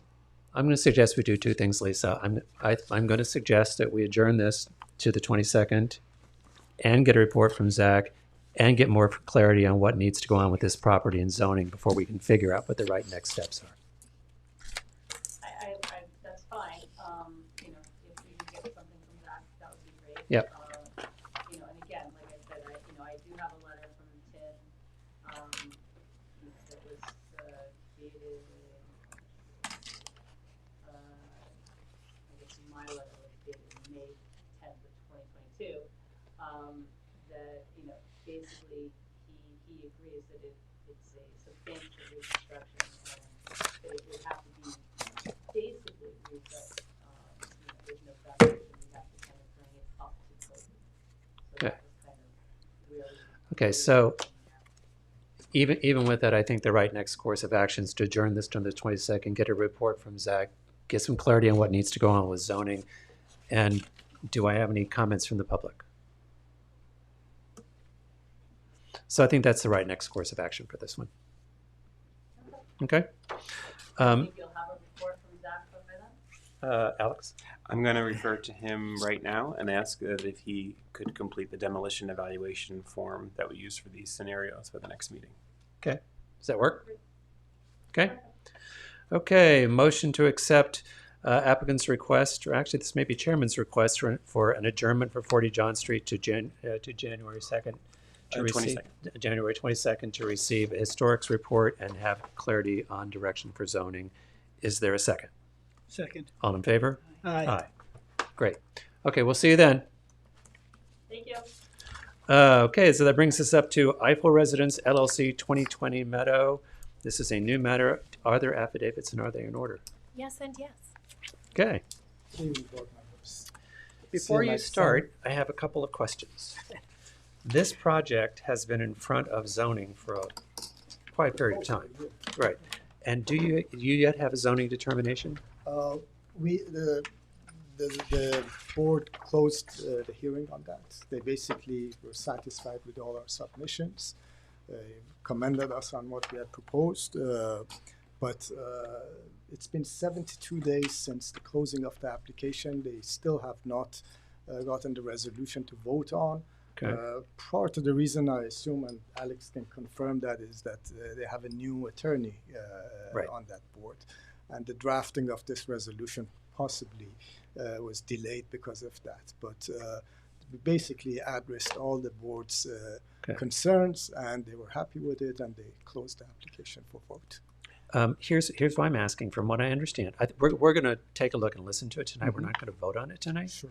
because one of the things we would require is any zoning decisions, which we don't have. But because some of them are a little significant. One is which is not as a pool setback for 42 feet where a minimum 100 is required, but two of them are a landing to be set back 42 feet from Dolliver Line where a minimum 100 is required, and an outdoor shower to be set back 43 where 100 is required. Because these are sort of significant, we would want to see what the final zoning report is before we actually went to any kind of decision on this. But you've gone through a lot of effort, and I know this has been going on for a long time. So let's look at where you are, and let's give you some feedback. Just to put a little bit of context regarding the ZBA also. The ZBA generally, their concerns were primarily regarding the wetlands on Meadow Lane, concerns on that area. As far as the building and the proximity to the Dolliver Line, the Dolliver Line was established as the point where we referenced for the setbacks way back when. We have close to 800 or plus footage to the ocean. So the board did not feel any concern regarding that proximity or that setback issue. However, because the law is written as such, we need a ZBA approval on that, sure. Okay. That would be subject. Okay. Before I present you with what we're proposing, I'd like to just quickly go through what the existing building is, so you have a good understanding of what we're proposing and why we're proposing. And I'd like to walk you through a series of existing photos that I've submitted to the file. You should have it. And I don't know if any of the board members have had the opportunity to visit the site. Okay, great. The property originally was built in 1981. 82, it was approved 82 and subsequently built. It's what we call a neo-Mediterranean style with a mix of many different post-modern and semi-classical details, coins in some areas, arches that are floating with no support underneath it, a combination of different column sizes, pediments, all different size windows, semicircular, circular, rectangular, clear story windows in some areas, and so forth. The building was also added on to in 1993, mostly in the back of the structure. An addition was basically proposed and built that was a major departure from the original design. And not that the original design had any strong, in my opinion, architectural strength. This even took it further. And in the back of the building, I always try to do archaeological understanding myself of whenever I take on a project, why certain things were built the way they were. I just can't figure out why this architect did some of the things that they did. But it's something that we have to deal with. And if you look at those photos, especially in the back of the building, it's a hodgepodge of all sorts of angles, window shapes, window sizes. Nothing lines up, nothing established some sort of datum or organizational or compositional sense. Decks, balconies, you name it, it's all there. And I'm so happy that you've all been to the site so that you could make some sense of this, because photographs even. I will say it's to your credit that your renderings of the existing do more credit to the house than the house itself. Exactly. Okay. One thing that I did also, which as I present this project, and this was more also for the ZBA and also for your benefit, is that I created a series of three-dimensional drawings of the four quadrants or corners of the building aerial views, looking at existing, then the proposed imposed on the existing, and then finally proposed without any element of existing on it. This way you'll see and these are coded by color to give you a better understanding of, again, what's there, what's being modified, and what's replacing it in that sense. Having said that, as far as existing context, the building has a tennis court in the front yard, or in this case, a rear yard, if you want to call it, off of Meadow Lane with a driveway, singular driveway curving around it, going up front to the front of the house. The 1993 elevation or facade modified the front entrance from what was supposed to be a classical main entry. And let me get to that page actually, so you have it. I'm gonna ask you if you could pull the microphone closer to you, because I don't think anybody can actually hear you. Go. There we go. Before I also walk you through the architectural plans, functionally the reason the client came to me is that mostly had to do with the rear of the building. They did want to have some additional space built on the ground level. We did not add any footprint to the house, if anything, specifically regarding the ZBA also. We actually shaved back from the back of the building and the decks. So we decreased actually our footprint, especially in the proximity of the Dolliver line. So whatever is being proposed is within the footprint of an existing structure, deck, and so on and so forth. The client had an issue with usage of the building on the ocean side. Extensive sun, extensive wind, no privacy, and of course, as you see, the haphazard layout of those decks and so forth. So we brought some order to the back of the house. Primarily, we moved this, the swimming pool from the upper deck to grade level, and that process brought again some order, and then introduced a covered porch. That this covered porch functions almost as a compositional, organizational element to bring all these fractured elements together. I'm going to go to the front elevation, which would be the best way to start this. Yep. And just turn this around. So what you see above is the existing elevation, and below is the proposed. The 1993 addition to the front entry basically threw that symmetrical approach to the house off. It's a one-story with a balcony and balustrade to the east of the proposed, the original entrance, and then that entrance was converted in some sort of a fountain with some Aztec features and so on.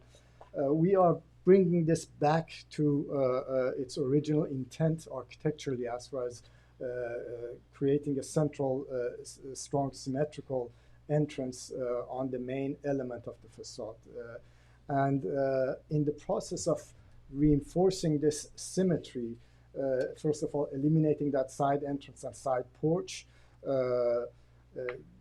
harmonizing the windows by eliminating all the half circles and pediments, and simplifying a lot of these features, reducing a lot of the thicker bands, bringing some hierarchy of thickness of bands from floor to floor, so that there will be some sort of a hierarchy, eliminating some of the keys above those windows to quiet down this facade, introducing two very shallow symmetrical bays off of the side entrance to again reinforce that central entrance element.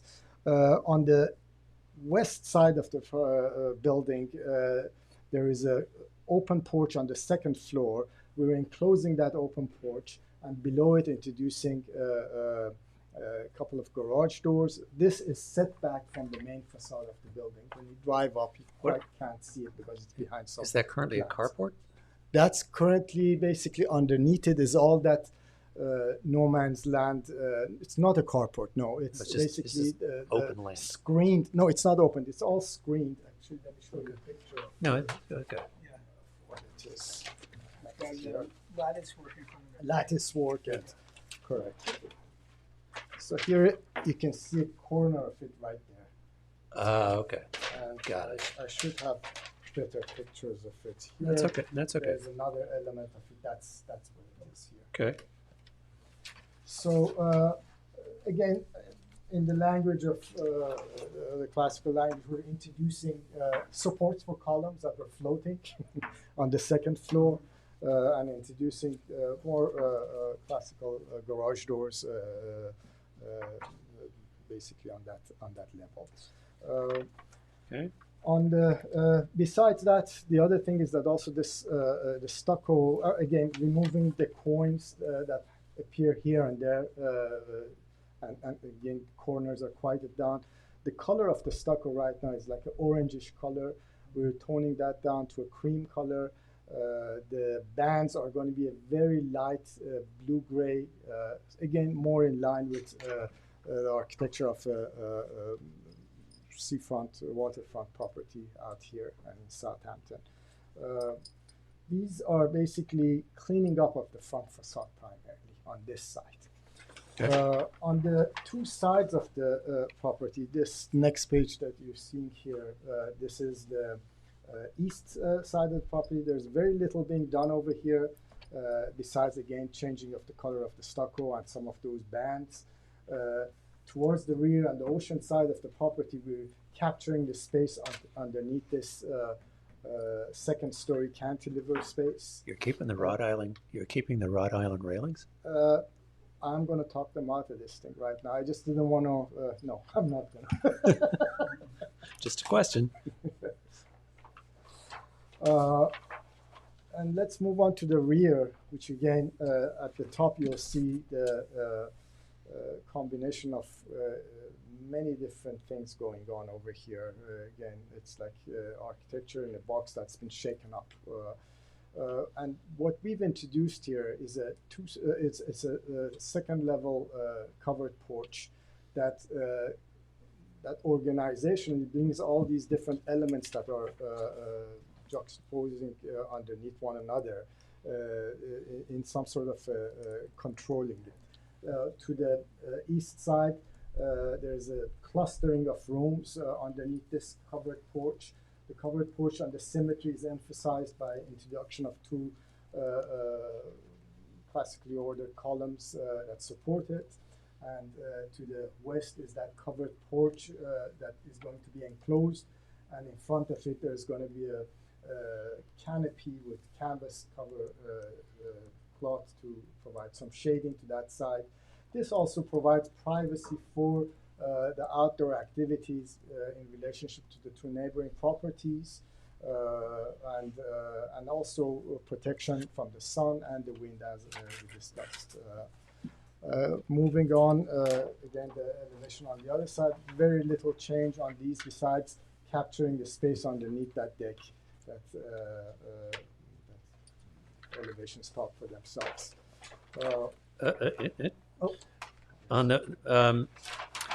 On your existing west elevation, what looks like a wall with a roof. So yes.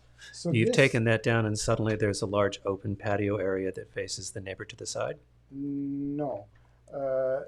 Up here, we floor have plan on the edge of the building, on the second level, we have a small fireplace / water feature on the second floor. We're expanding that actually at the same scale so that we would further provide privacy between the neighbors and us. Okay. And it's on the outside facing the neighbor, of course, it's stucco. On the inside, it's a water feature fountain right by the outdoor dining place. I'll show it to you in a 3D drawing that I have here. So going through again some color renderings. This is the existing elevation here. This is the proposed front elevation. This is the existing rear of the structure. And this is the proposed rear of the structure. And what you see to the left-hand side is that element that you were talking about, Mark, as to what it is. This is a water feature of the back deck. That's what those are. Okay.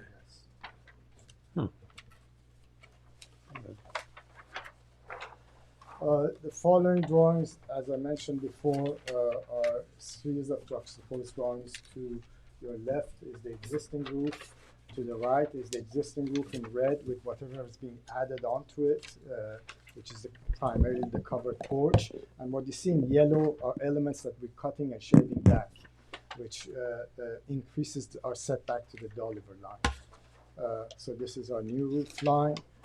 And the following pages are a series of axiometrics again that show this transition. Existing, proposed, juxtaposed over the existing, and then the final product. And I'm just going to go through these pages one by one so that you'll get a clear idea of what's there, what's being proposed, and what the end result is. Okay. And the rear of the structure. Board members.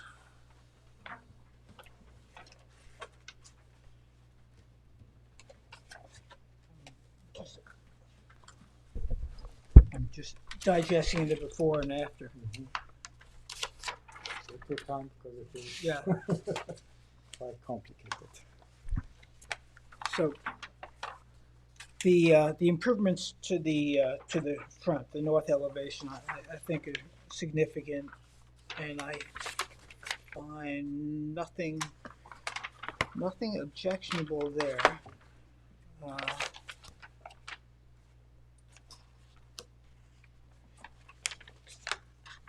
Trying to the solarium. Oh, I see how it wraps.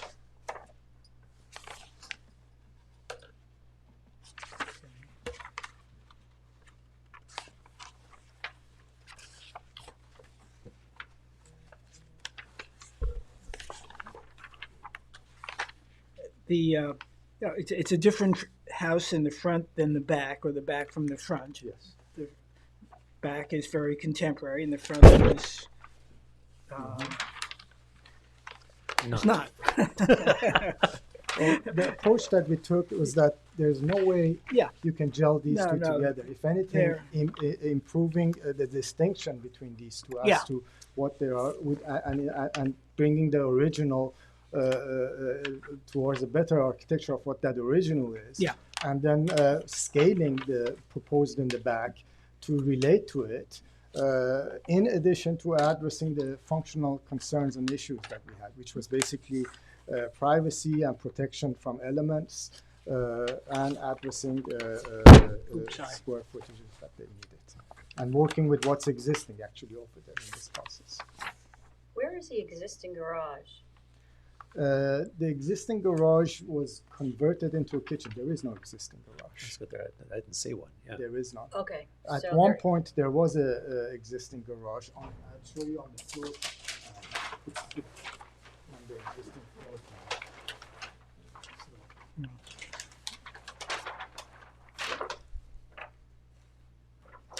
Bills.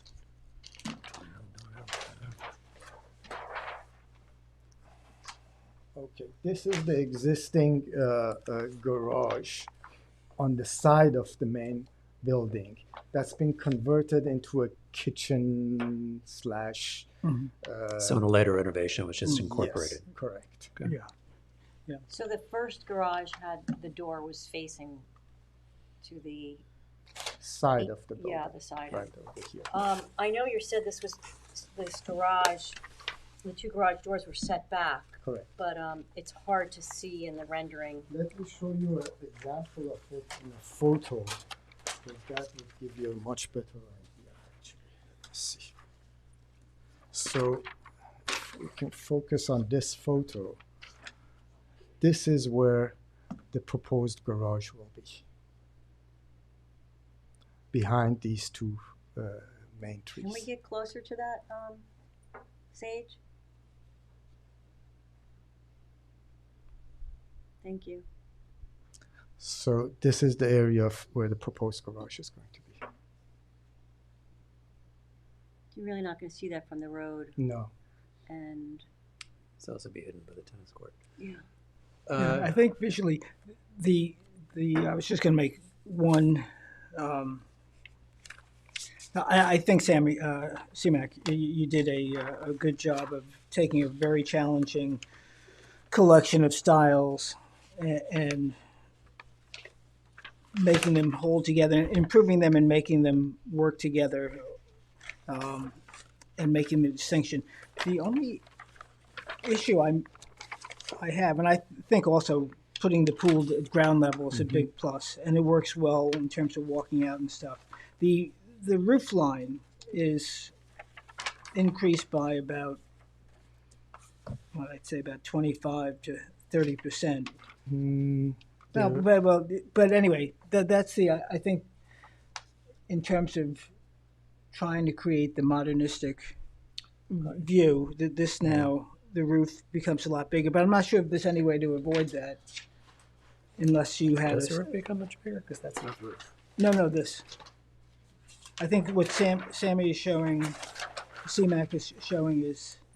Oh, yeah, you're right. That's the flat that goes over the protection. Right, exactly. Basically, it's the cover roof of the porch. Right. For the porch. Primary. That's right. Okay. But other than that, I think you've done a very commendable job. Here's what I would say. I think overall in agreement. I think you've done a commendable job bringing it back. We're not going to vote on it tonight. There's two things I'd like to see. One is a rendering of the house at full illumination from the beach.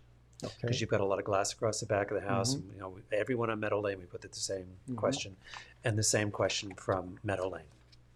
I don't really anticipate as much of a glass problem from the front. You've got a lot of glass in the back of the house. I realize a lot of it's deep recessed, Correct. but just if you could do us a rendering at night, full lit, what it would look like from the beach for comparison. We actually were very conscious of that, to the extent that we have a close to 22 linear feet of a depth to where those windows are in relationship to the back facade. So it's pretty much. I get that. You've got a You've lens got in front of it looks like 14 feet of openings between the patio going out to your water feature. So, but I just, because we always ask, I would want to see that. Obviously, an elevation would not do that justice. It would have to be more of a three-dimensional drawing so that you would see the depth Actually, of these what I'd windows. like to be is a rendering. Yes, exactly. From the beach side, the meadow side, fully illuminated at night. Sure. Okay. All right. Are there any comments from the public?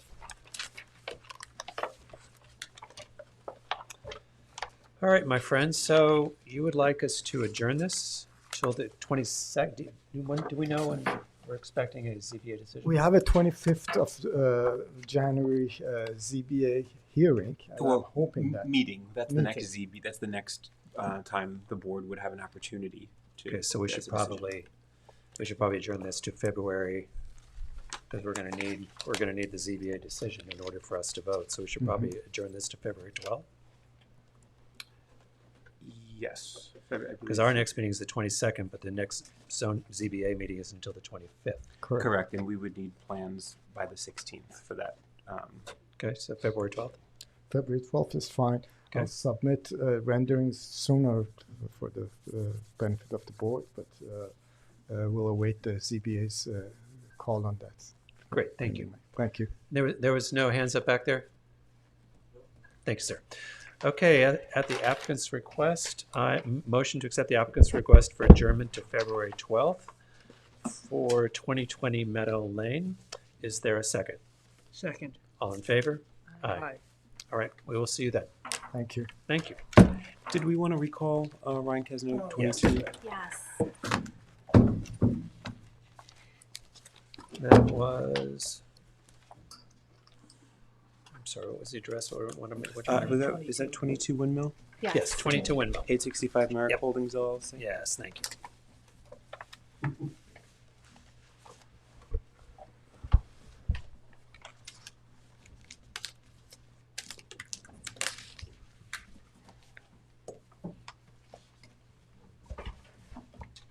So to recap, this is pending with the planning board for site plan and layout and engineering details.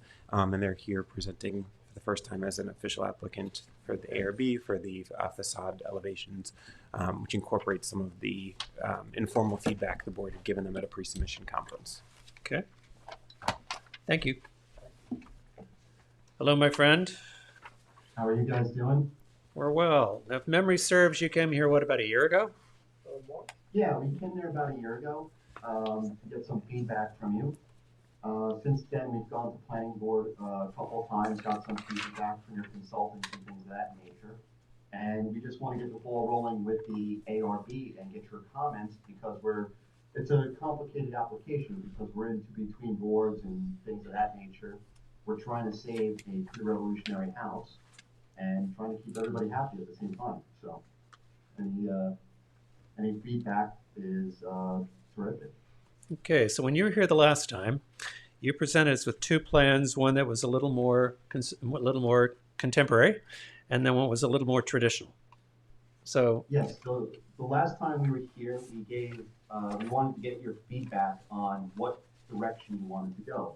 Did you want it to feed in? Did you want it to blend in the addition with the existing structure that we're maintaining?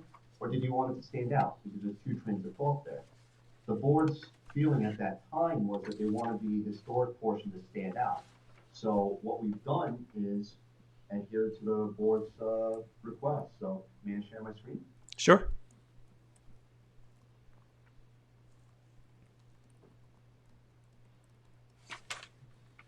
Can you see my screen, board members? Yes, sir. Okay. So this is the existing historic building to be restored. It's the old Rose House from the pre-revolution era. And this is the historic, or this is the proposed addition. What we've opted to do is have the historic addition stand, or the historic portion to stand out from the addition by a change of materials, window patterns, roof lines, and even colors. And you can see very clearly here the contrast as well as here. That would be the rear of the building. And that's what it would look like from the street. And we're really showing the beauty of what this house will look like at the end of the day, while maintaining the character of the village. And we do that on the front facade and also on the side facade. So we want this to obviously look like that.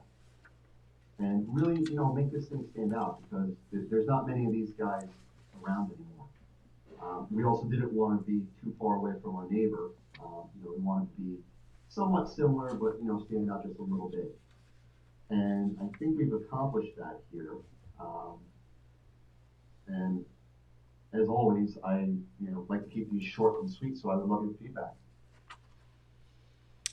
All right, so consider these initial comments because you're sort of between boards, which I get, but we'll help you move the process along. Board members.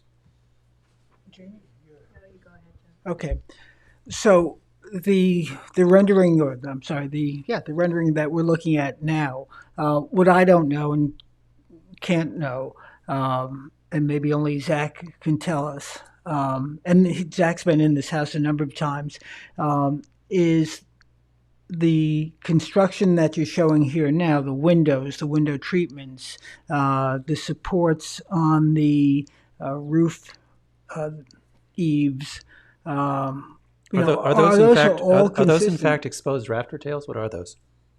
Those are going to be decorative brackets. Decorative brackets, okay. Well, I get, Ryan, I guess that gets to the point is, this was a house built in the 1700s? Correct. It should look like a house that was built in the 1700s if you're truly restoring it. So I don't know, and I'm not expert enough looking at this rendering to make a determination whether that is a new house on old studs or if it's the way the house looked in the 1700s. And I don't know if you can answer that or but it should have the same window placements, the same type of windows, to the extent that I know when Zach looked at this house a number of years ago, when there was an applicant who was putting forward a restoration, they were talking about maintaining the window sills, the pulleys. I mean, they were going through everything. And I don't see that here, maybe because it's a modern, it's a contemporary drawing. But I'd have to feel a lot more confident that the restoration that you say you're doing is actual restoration work. And that's not a challenge. It's just I've got to be convinced that you are in fact keeping the 1700s. I mean, even the chimney looks like it's now placed differently. The chimney that's on that building now looks like it's narrower. As I'm looking at it from the street, now you have it going across. So I'd have to be a lot more convinced that this is in fact the 18th century house that we're trying to save. Okay. Well, let's take a quick look at the photos. So we know that we definitely have. Have you been down to this? Have you been down to the Historic Society and see if they have any pictures of this the earliest pictures they have of this house? I believe the expediter previously did go down there. I don't believe there were any, but I can go down there and double check. Okay, that'd be great. Let me, maybe Alex, you know the answer to this, but there was, do you have all the files that exist on this property? That exists in the building department? Yeah. I'm sure we do. I think there's probably very little in the way of records on this property. Actually, I would, having sat on this when there was a fellow, it had to be about 6 years ago, bought the property. He was a restorer of houses. He did quite an extensive bit of research. I don't know, you're smiling, you may remember. But, yeah, there should be a rather thick file on all the work that went through that may not necessitate another, at least a de novo visit by Zach, but perhaps an updating. But I'm pretty sure there were pictures and things in there. Okay. Yeah, it's very hard. I was going to just say it's very hard for us to imagine what's behind the facade right now, since that's not part of the house. It's great to see the side where the windows seem to be lining up correctly there, but I'm curious as to what the front originally looked like. I'm going to ask the board members to do something for me. I want you to not focus on the historic house for a minute. Okay. Because I'm going to make the assumption that when this comes through as a full application, the historic research will have been done. We will know more, because I don't know if these decorative brackets or whatever those are official or original to the house, but it feels like there's enough way we can find that out. But one of the bigger questions we have here, and the last time we looked at this, is now we're looking at the connection of new structure to old structure. And we're looking at the juxtaposition of what's being added to what exists. So I'm going to bifurcate this a little bit. I'm going to leave it in the applicant's hands to be able to come back to us with as much historic information as he can find, and to Alex for whatever digging we can do. And if somebody else or anybody else remembers this and has any other information that can help us, that would be great, because it is one of the oldest houses in the village. But I'm going to operate under an assumption for just a minute here, because basically you have 5/4 and a door. This is it's a historic house. But I think where I'd like to be able to provide guidance, because the last time we looked at this, there was a very contemporary glass structure, or there was a more conservative structure that was the attachments surrounding this, which now makes up the new offices. So if you could focus on the architecture of that for a minute and give opinions and feedback on how you feel the juxtaposition, the joining is going, I think that would help the applicant a lot. And may I just interject just one moment, please? Sure. So with regards to the windows, all I could do is I could go by obviously whatever historical photos that we have and whatever we have existing. So we opted for the 2/2 windows because of what was existing there. We opted at siding because of what was there, and we opted for these brackets because of what was there, and also the roof line and the fascias. That's the best that we could do, is what is actually there. Right. Now, as I understand it, this house actually existed somewhere else and was moved here. So we would have to obviously see what photos are of it. But I do believe the window pattern that we have in the front was exactly what we had found in the existing framing. Now, again, I mean, this thing has been, we have this big ugly addition on the front of here, which certainly isn't doing us any favors. Nope. And when that gets ripped off, you're probably going to learn more. Yeah, absolutely you will. It's going to be a never-ending process here, but we're also taking our best assumptions with what we know about historical architecture. Right. In architecture this time. We know typically that they like to align all this stuff up, right? They like to align the top and the bottom. That's very well noted. They did that for the loading on the floors and windows. Let me be honest with you. The reason I'm not focused on the historic house right now is somebody is going to go in there and they're actually going to measure the existing window openings, assuming they're still there. Okay. And you're going to match them. Okay. We're not going to change any of the existing window opening sizes in the original windows. And we're going to get as much historic information as we can to maintain the exact size and dimension of what is the historic house. So that's the work we will expect you to do. Working either with the Historic Society, what other information Alex can find, we will do, your job is to do everything within your power to provide us with the documentation that what you're doing to restore the historic house is as close to exact as possible. So you're going to do that. But now I think where you need help right now, we also need to talk about what the adjoining structure looks like around it. Because, I mean, that's another piece of this, which is the new piece. And how do we feel about how you're joining new to old? I think would be very helpful to you if you agree. Okay? Board members.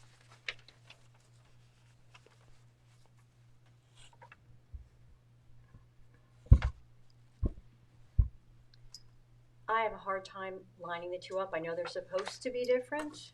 We're supposed to have the historical piece look different than the add-on.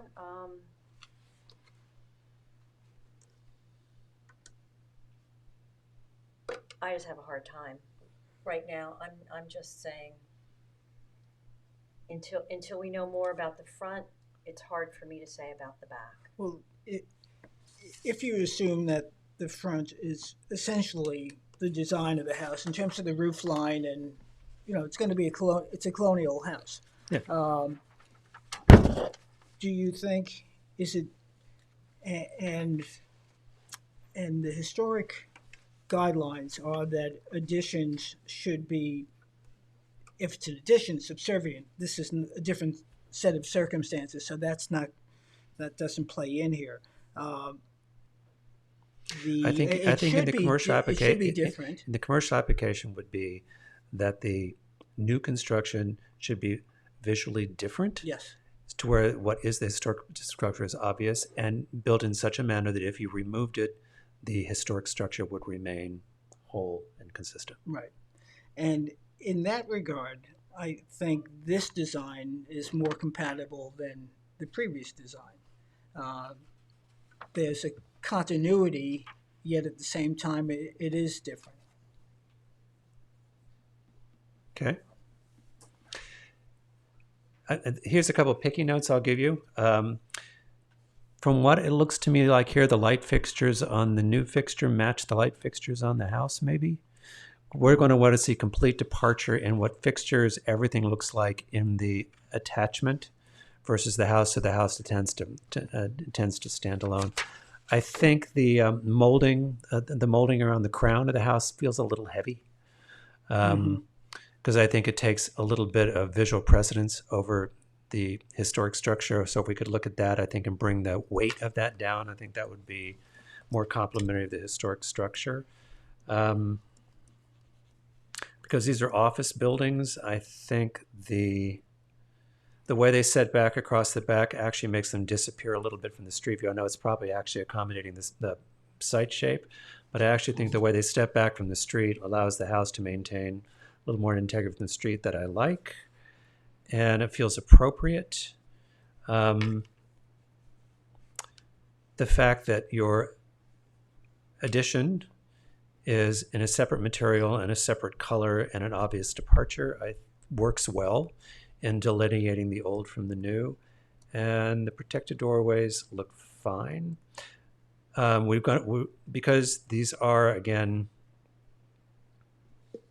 commercial spaces, understanding what the hardware is going to look like here, and also how your space is going to be signed, how are they going to be numbered, how are they going to be delineated will matter, as well as where the office number is going, how are they going, what does the hardware look like. I think even at this point you'd want to bring that in so we could take a look at it. But I guess my biggest comments would be that the crown at the top looks a little heavy and weighted compared to the historic structure next to it, especially on where we're facing windmill and any hardware departure. And my comment that you've already heard is you'll do enough research to know that whatever the rebuild is on the original historic 5/400 door structure matches what is existing, what were the historic openings. We won't expand or contemporize those in any way. Just building on that, and Mark, I picked up that which I couldn't quite get comfortable with, which is the heaviness of the crown molding, and it's particularly so on, as you were saying, on the windmill elevation. Ryan, have you experimented to see what it would look like? And I realize you're giving up some ceiling space, but if the left-facing windmill side was recessed to the historic structure rather than being proud to it. So in other words, if this was back such that the roof line of the historic structure was prominent, so that would mean him either giving up a portion, either giving up the second floor or making it. Okay. Now, as it's drawn right now, there's about a 2-foot setback. There's a 2-foot setback, but from the here's it would you from like the it side. to be deeper? Is that what you're saying? I was wondering what it would look like. Would Okay. would it make the historic house stand out more? If that was another foot or two and recessed. Yeah, and so that you see the way it comes out in front of the roof. Well, I mean, I think your issue is more with this crown molding. If I brought that down, that would help. This being 2 feet back ahead of this is already making this more prominent. Now, there are certain codes that obviously that I got to hit with commercial structures in terms of turning radiuses and stairs and so on and so forth, and that's my issue, of course. Right. But we have experimented, and we actually did recess this as far as we were comfortable with it at the moment. But I like your idea of reducing this crown a little bit, and we could certainly try to break this up and maybe put an awning or something. I don't know exactly what, but we will definitely look into it. I should mention that because we're in the Village Business District, there's actually a maximum front yard setback. So it's possible that the new addition being set back may trigger a little bit of a variance because the code requires buildings to be pushed up to the street. I know that was something that this board asked for because new additions are supposed to be step back. So that might be a scenario where the ARB recommends a variance that supports the historic preservation. Yeah, well, originally, I believe we had this up to the street line per the code. And Correct. Requested that we pull it back. Mm-hmm. And I think what you're suggesting that is the right course of action, 100%. This needs to be the showpiece, without a doubt. Right. So, Actually, I think if the crown were, I think if you actually recessed a little bit more, the roof line, where the roof of the addition would hit the historic structure might be odd. So I think, well, let us take a look at it with a less prominent crown and see what we think, because I think that's probably a good way to start here. I have one question, speaking of setbacks. It looks a little odd for this historic house to have the sidewalk come right up to it like that. And I was just wondering if there was a way you could have just a little bit of a bed and have some planting in front of that. Well, there is actually a planter out here. We actually took it out for the rendering so you can see the house clearly, but we can certainly put it back in there. That's not. Yeah, if you want to show it to us both ways, I think it'd be great, because I think it sounds like it sounds like Jane's point that like landscaping would actually soften the facade a little bit and make it more appropriate to a historic house. Might be a good idea.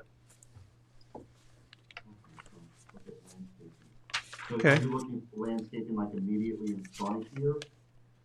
Is that what you're trying to Well, get I to? know that that's a very large sidewalk in front of the house to begin with, and now it's gonna be that much larger because of the front of the house that's there now will be taken away. So it just seems like you might have a buffer there that might make this look, instead of having this brand new sidewalk come right up to this house.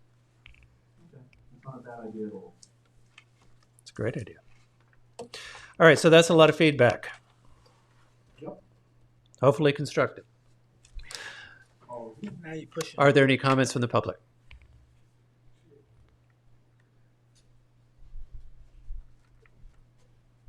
CMX, and I would like to comment on this from the perspective of that when I was the planning commission of the village, we undertook the village master plan business district studies, and our focus was basically on areas where the village was prone to be redeveloped, which were Windmill and Nugent Street. Can you turn the mic so it's facing you? And we used Main Street and Job's Lane as our model for developing our guidelines.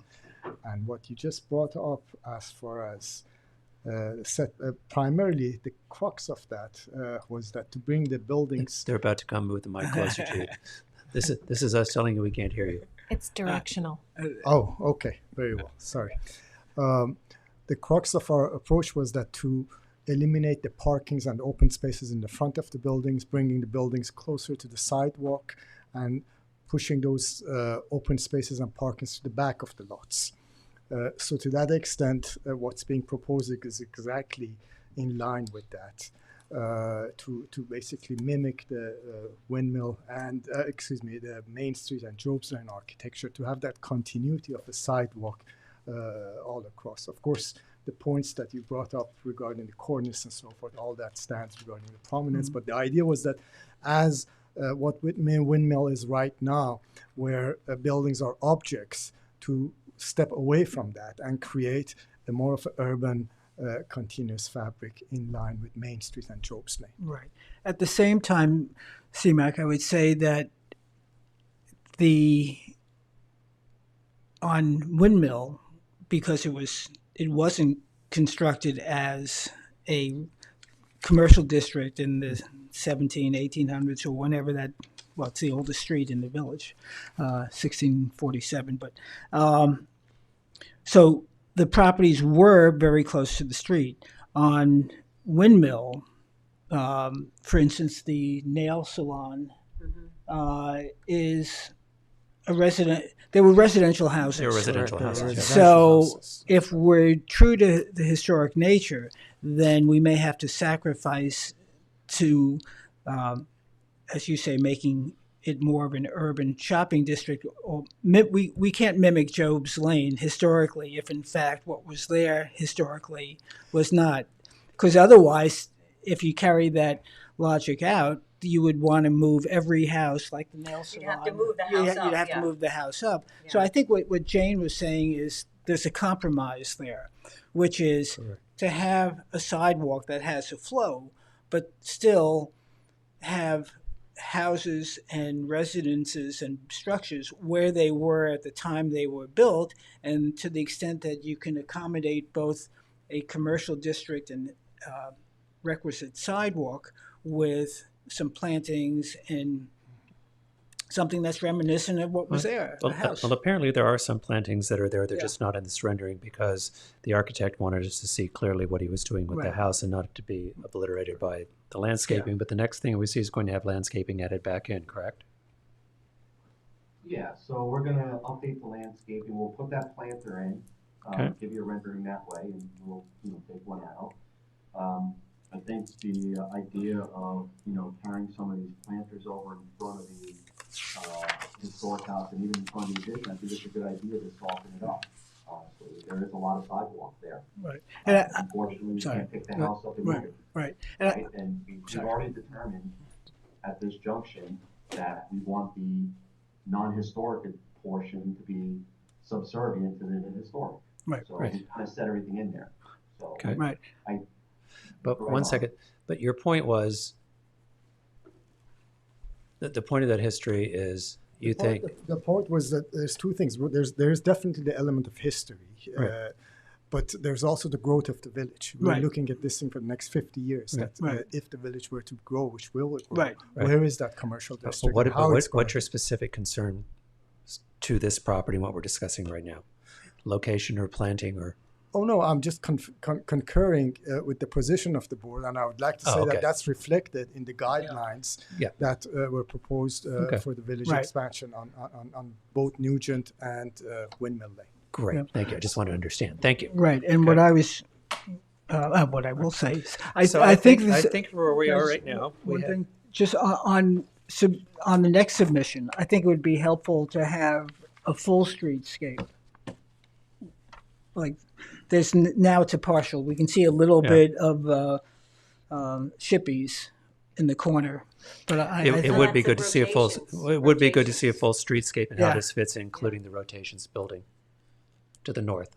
rotation. Right, Sorry. yeah, rotation, and the nail salon, And whatever the- that is, the old, Victorian there. Yeah, that would be So great. we want me to do the building to the left And the right. Yeah. Yeah. Could I So ask a- it'll help us understand the relationship of all this as a neighborhood.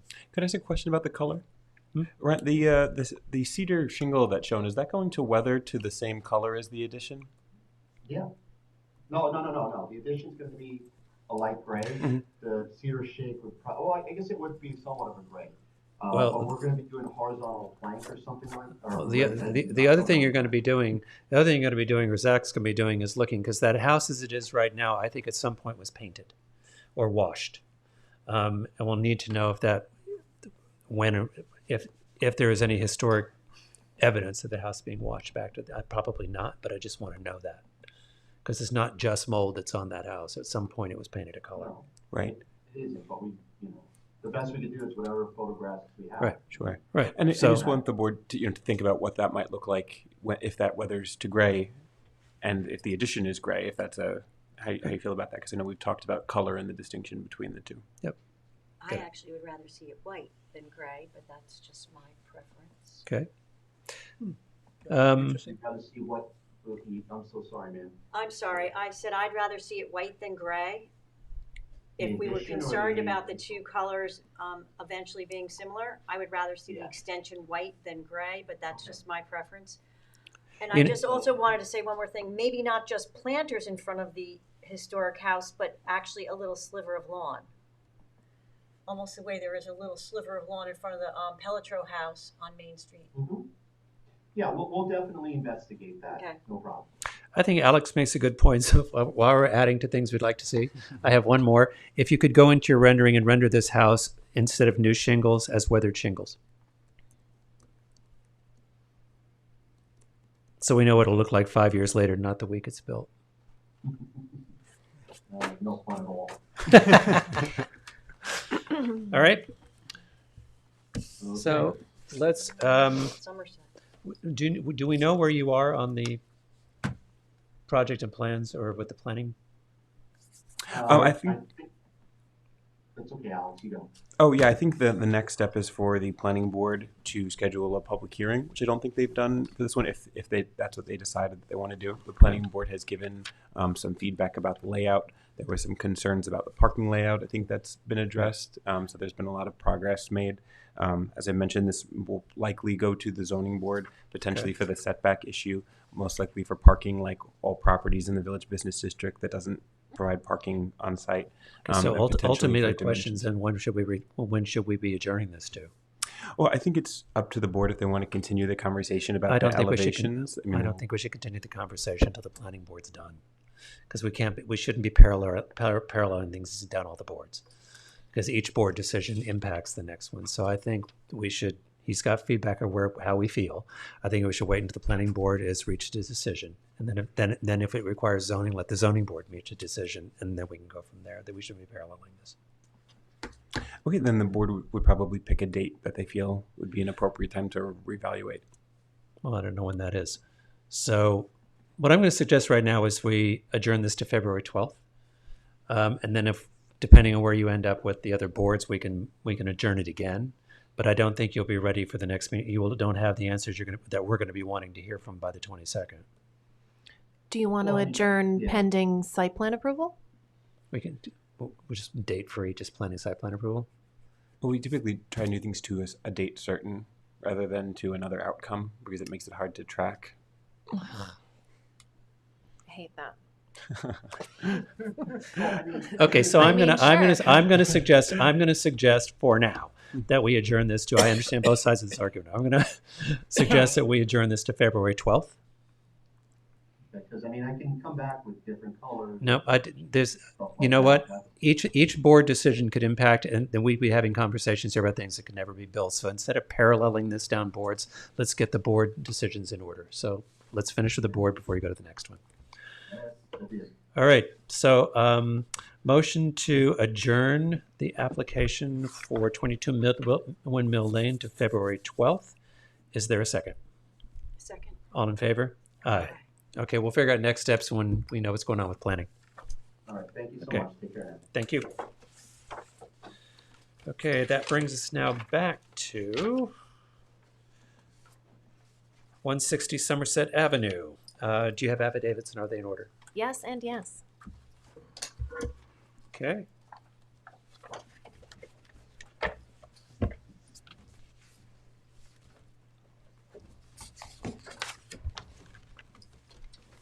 Hello? Really cold back there.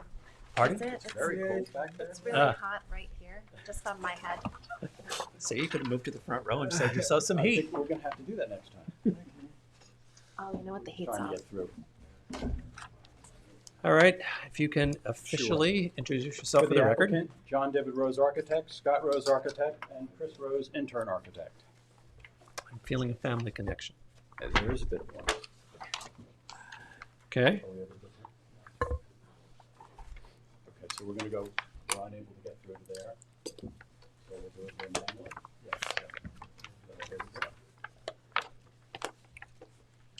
So you should have in your file affidavits and mailings and postings. This is a new application. Yes. I have copies if you don't. Also in your file should be 3 letters of support from neighbors. There are. So then we're going to go right through some details about the property. Not in the historic district, not a contributing building as we know. It's in the R20 zone. Lot area is 22,800 square feet or just over a half acre. Its allowable lot coverage is 4,692 or 4,692. We're proposing lot coverage of 3,640, so we're quite a bit under that. Allowable GFA is 3,780. We are proposing 3,080, so we're about 700 square feet under the allowable max. The existing sanitary system will be replaced with a new low nitrogen system. A little bit of history about the house. It was constructed in 1977.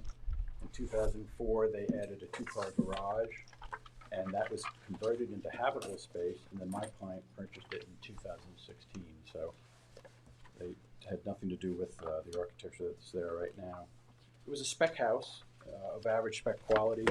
Many of those finishes are failing now and are being replaced as part of this application. Much of the neighborhood is made up of similar construction types.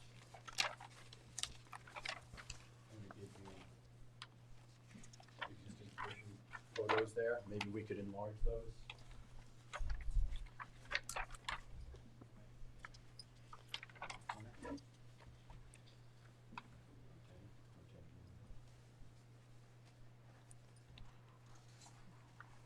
So here, since my arms aren't long enough, this is what we see from the road.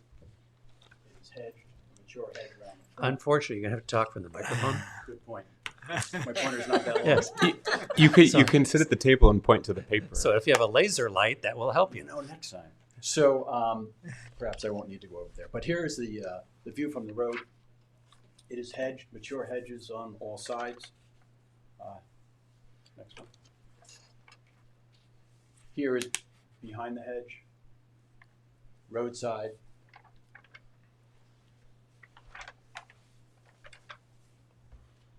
As we rotate, you can see the what was the existing garage to the left that was converted. You'll see there's an entry door, and I'll walk over and walk right back real quick. Just right here. The church. Yeah, that enters into a bedroom.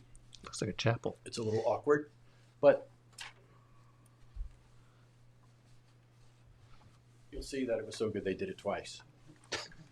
So No, it's just something about the size of the entry and the size of it looks yeah, like a chapel. the next photograph, I think is the next one's. Yep.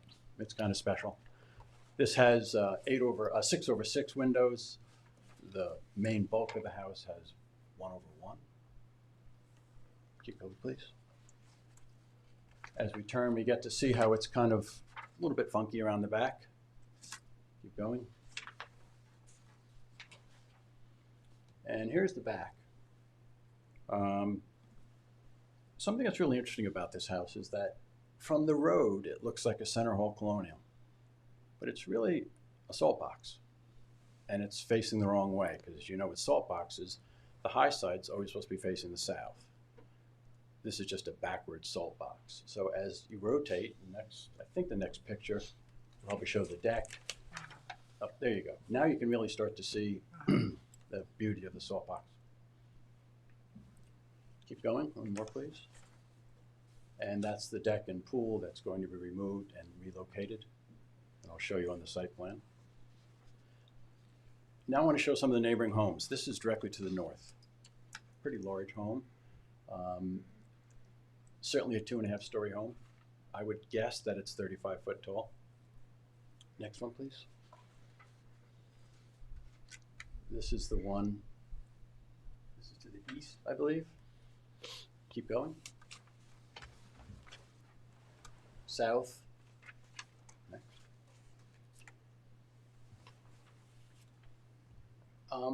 Quite a nice home across the street, quite frankly. Some other adjacent homes in the area of similar vernacular to the one we're working on. And another one in the neighborhood. I think we got this. Okay. So, I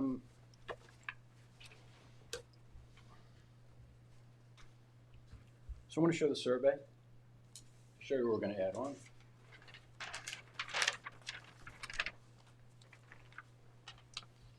We had this all worked out for being worked on the camera, and now you just threw off my game here.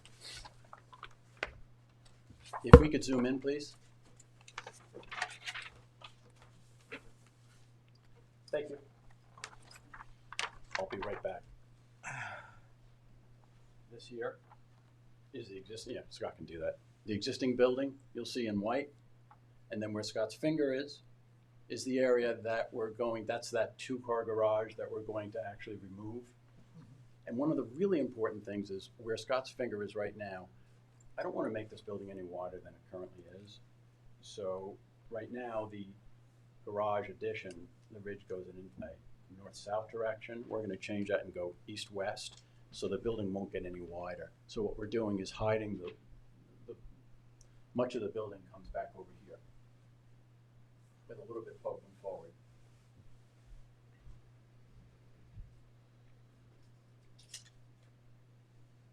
Our goal is to add a 1.5-story addition. I know that in your application it says 2 stories. I call it a 1.5 because the second floor walls are not 8-foot walls. They're about a 5-foot wall, and that's why we need the dormers. So having said that, if you could pull up our proposed.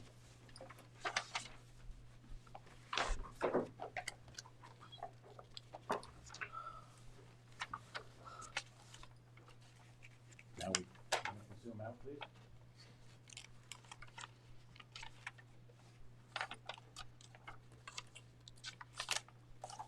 So we're going to add back a 2-car garage, but of course the garage doors are not going to be facing the road. We're putting a master bedroom on the first floor as stairs are becoming more challenging for our clients. On the east side, flip around.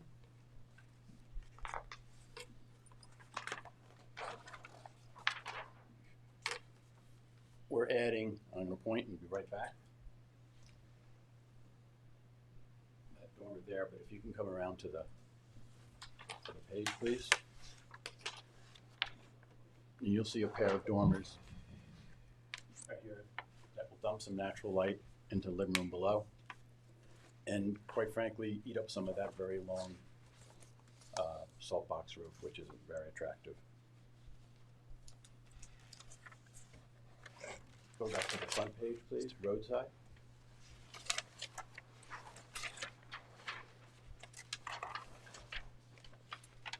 So we're gonna get rid of that, I don't know what to call it, the existing front door that had the kind of the covered, bulky, ugly arched gable and the fake columns. How's that for an architectural term? And there were two of them, you may recall. I think it's right there next to wonky, as architecture terms go. Yeah, it is a Okay. good term. So really to soften it up, because it's really kind of funky looking. So our goal is to really calm it down a little bit. We're gonna take off the corner boards on the building. We're gonna replace windows and or upgrade them to a 2/2 configuration. It's hard to see in this, but I want to just draw your attention to this detail here. We call them pork chops. There's other terms for them, but right now they're at a very, very funky angle. And we're gonna kind of straighten that up. I really just wanna calm the building down a little bit. Let's face it, it's not a great building. And we're not gonna knock it down, but we're gonna. I know this is, what I'm looking at right now faces Somerset. That's the original house. Here's that, Joe. From Yeah, here yeah. to there is the original. And the additions to the left. Okay, just making sure my perspective. Okay. Trim's gonna be white, roof is gonna match the existing. On our drawings, we say that we're going to match the existing siding. And if you could go back to one of the photographs. We have since found out that it's not in great condition, it needs to be replaced, and I really hate that color. It's a stained gray, brown, muddy thing. So we're gonna strip it all, because we're gonna take the corner boards off anyway and redo the casings and all that, make it much more authentic. So we're gonna use a Alaskan yellow cedar that will turn naturally gray with no stain and just let it go. So we're really trying to calm the house down a little bit. You don't like houses the color of chewed gum? I like gum. Okay. I can go on, but that's the bulk of what we're doing. Okay. Any questions? I do actually. In the drawings and the renderings, can you talk to me about exterior lighting, surface fixtures? Yep. So What actually, if you would keep your one what up would there, that plan be? just keep- yeah, you'll see them right here. Okay, so you're keeping the existing. Yeah, we're going to keep them, and then there are a pair on the other side. Although we're demolishing, there's a pair there that we'll probably resalvage for the side entrance. And you're really sure you can't find two better scale? But okay, We absolutely can. Yeah. I feel real strong about that. For me, I just went over the surface fixtures are coming. To my eye, they seem out of scale to the good work that you're doing. Those existing fixtures, and I think they'll probably look different when you pull the pediment off the front and stick a It'll get a lot better. shed dormer back But on we'll there. gladly take a look at those. Yeah. And quite frankly, if you have one in particular you like, No, I just I know I we've just, done a I bunch just of to my eye from scale, it just looked mingy. Mhm. Another architectural term, mingy. I credit Sarah for that. Okay. Board members. Okay, so John, Scott, and I'm sorry, Chris. I think you guys have done a great job of,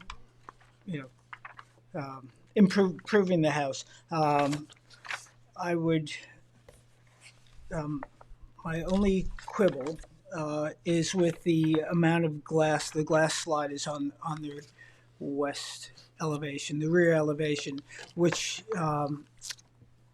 looking at the floor plan, you basically created a wall of glass for each of the living room and dining room, and you're replacing what looks like about a three-panel slider or something to that effect with four, and would ask that you might consider reducing the 4 panels that you have to 3 panels to lessen the amount of glass wall that's there, and whether you use, then it's a question architecturally, do you want to use sliders or French doors? That's a call that you and your client can make. But I think there's an excessive amount of glass on the first floor west elevation. Let me start by saying, as a reminder, the entire property is hedged in. And Yeah. this is the back of the house, and I realize there's no back to a home, that all 4 elevations need to look good. Right. You'll be trespassing if you ever see this elevation. Although I wouldn't argue that the solid to void ratio is probably a little heavy. The client is asked to have a lot of opening there and really have the building open out onto the deck. Anything is certainly possible. I would argue that the dormer up above balances. We have this relationship and these here, where here we have nothing but a long sloping roof. I would argue that although it reads strong in that drawing. What's the width of those doors?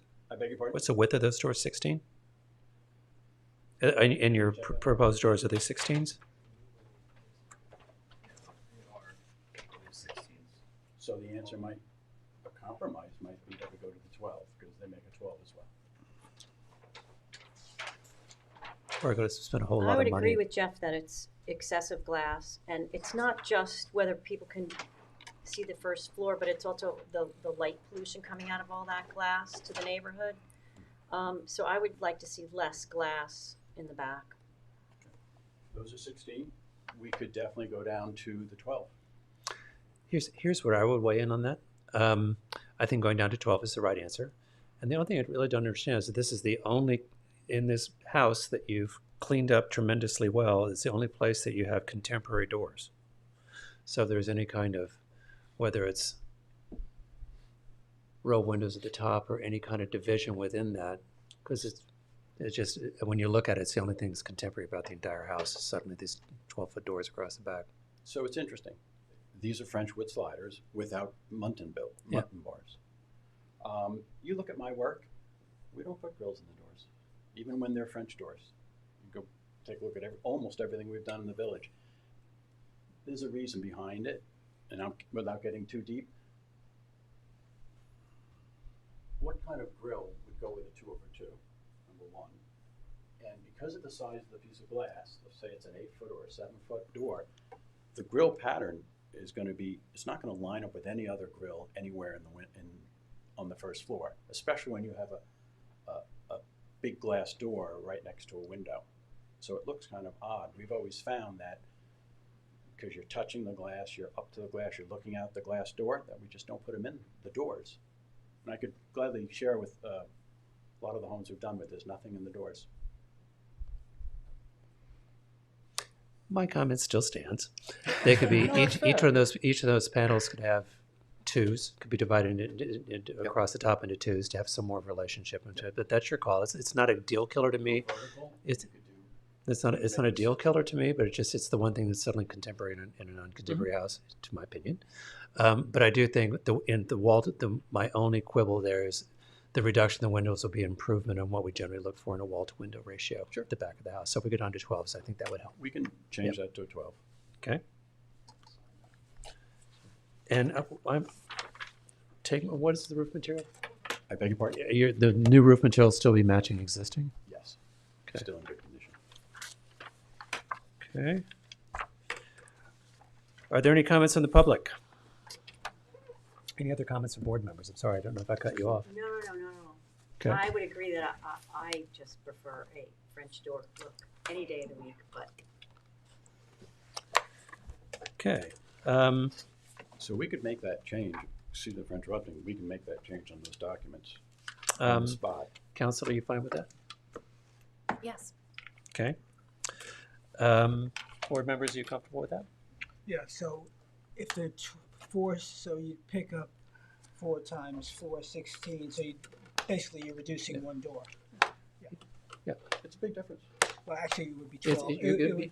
Those up there, you can be somewhere between what's existing and what was proposed, and I think in your 12s are a good width. Yeah. Okay. So if you guys are comfortable with it, I'm going to propose that we approve it with this change. And then what's the grill pattern? I'm not going to quibble over the grill pattern because Well, either am I, but just make sure that we know that you're putting new shingles on the house too. that's in the plan. That is in the plan? No. Not yet. We just found out. But Oh, I'll I'm put it sorry. on the Thank you. Yeah, Thank you, Jane. yeah, put that on there, Okay. only because when things come back to be changed and. Good catch, Okay. Jane. Okay, I am going to, thank you, Jane. I'm going to motion we approve the plan for 160 Somerset Planning, receipt of updated plan showing shingle replacement and 12-foot doors across the back. Do I have a second? Second. All in favor? Aye. Aye. So we'll take your marked up plans, and if you just want to drop off a set that shows them altered, that would be great. And with the notation that the shingles, thank you. That would be great. And we can have you sign the revised plans. Okay. Great. All right. Thank you for your time, John. Of course, thank you. I'll send you some pictures of doors that work, that actually have munchins in them. All right. That takes us to new matters. This takes us to carryover matters. My poor friend from 317 Murray Place for driveway gates. Non-historic.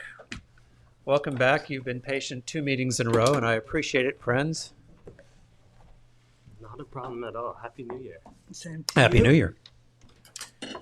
All right. So I have some side-by-side drawings, one that shows what we reviewed last time, as well as some updated ones. They should be in the file. Just for Jackie, introduce yourself. No, I mean not to her directly. Sorry. For the microphone. for Although the I'm sure record. she'd like to meet you. I mean, about Fair, you know, professionally. That is. Sorry. It's getting late. Not even The wheels, nice. the wheels I are know. falling off. Yeah, exactly. Yeah, thanks. So long. Okay, so last time we spoke, the board seemed to be in favor of the I realize this is a dumb question. Did I miss it? And did you introduce yourself No, officially for the I did record? not. I'm sorry. Please. We got Jackson Crandall, LaGuardia Design Group. Great, thank you. Yes. Sorry. The Go wheels ahead. the wheels are truly falling off. So last time we spoke, the board was in kind of support of the gate, its transparency, its materials. But I think we heard some feedback from board members about the frame being too dominant in color and kind of distracting from the natural teak. So we've revised the rendering and the submission for the frame to be gray as opposed to a dark bronze. I've brought a sample here, and I've also shown photos of those updated materials in the submission packet. So here on the left, this is what we reviewed at the December meeting. This is the updated submission with the light gray frame. It's meant to mimic the grayed out natural teak. Okay. Remind me again about any lighting, any street numbers, or any. No lighting, no street numbers. The posts are hidden in the hedge. The keypad is adjacent on the post in the hedge, shown in the rendering. Okay. Board members. Greatly improved, thank you. Yes, thank you. Yep, good Great, for me. fantastic. Thanks. I agree. I think we owe Jane the thank you for this one. Sticking to your guns, you're the one that brought it up, and I Yeah. think it made a huge improvement. It did. It improved the design, and we're Any happy comments to from work the with public? You've said all this time to sit there for 2 minutes, and I apologize. It's Not a 2 problem meetings at in a all. row. Not a problem. Motion to approve the application for driveway gates for 317 Murray Place as per plans dated December 21st. December 21st, 23. Correct. Is there a second? Second. All in favor? Aye. Thank you, my friend. Thank you, guys. And last but not least, 2020 Meadow Lane is back. I'm so sorry. If I was thinking correctly, we just should have done this at the same time. Oh, I'm yeah. sorry. I'm so sorry. Oh, that's why you're holding up the door. No problem. Oh, no problem. All right. Driveway gates, like, in the beginning? No. Because they're like signs. All right. Just a repeat of the earlier application. Obviously, we're still waiting for the ZBA's approval of the wetland permit. So I don't know technically if you can sign off on this or not, Alex. I don't think the gates were part of the ZBA application. Is that There's a wetlands No. issue. Isn't there a wetlands issue about location of driveway and gates? I didn't think so, but I'd have to check the maybe file. The wetland, basically, this is an existing gate and driveway. We are expanding the driveway behind the gate to accommodate larger turn radius for emergency vehicles. That's right. This is the one we had to get the approval from the fire marshal. Correct, which we did. We did get an approval from you earlier on. You tore the gate down. We approved the gate so you could tear it down. So I could go in front of the ZBA, so I could get the approval to tear it down to come in front of you with a new gate. Okay. And here we have the design of the new gate, which basically changes the angle of the gate more, not exactly parallel to the roadway, but in closer proximity as far as its angle to the meadow lane, which previously had a sharp angle to it. When you would drive out, you could not see traffic approaching from the west direction.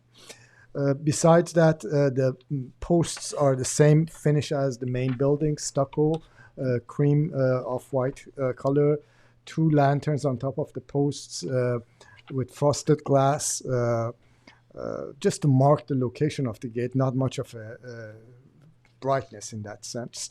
The gate adheres to the requirements of the ARB regarding transparency. Here's a photo of the existing gate and the proposed gate next to it. This is existing. Yep. So you're having, this one's going This up, one's and going the new out. gate is going, This is going to be demolished. And right, this, but the new gate is going, what's correct. that? Are you Correct. pushing this gate farther up the driveway? We're changing the angle of it, and we're increasing the You- setback from the streetway slightly. Yeah, you need to take it back, because when we were looking at this gate, there was a watermark at the 6-inch because it sits in a Correct. floodplain. All that area is going to be Yeah. redone. Okay. To Color again? White? white. Okay. And are their light fixtures dark sky compliant? Yes, they are. And the 2 lanterns, frosted glass. As I said, they're just markers of the 2 posts. They don't project much of light And gate controls? on the post. Okay. Board members? I'm fine with it. Yep, no objections. So this gate doesn't need any wetland permits? No. Okay.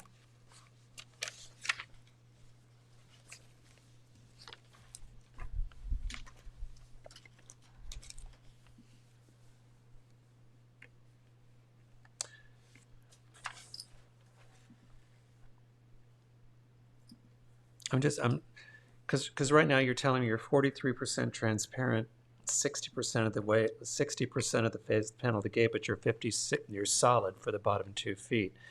So how are you computing that this gate in total is more than 40% transparent? It includes basically all the structural members that fill in these open spaces. It's like a true computation. I'm not basic. Because in the requirement that we have for 40% transparency, if you're 43% transparent, but you're starting 40% up the gate, but your bottom third of the gate is solid, are we actually 40% transparent is my question. We are actually, if you were to... No, the part of your gates that are transparent are 43% transparent, but the question is the gate No, as a no, whole? no, no. Actually, overall, 43% is transparent. So the reason the solid portion reads 56%, I'm including all the members that support the transparent section as part of the solid. I see what you're saying.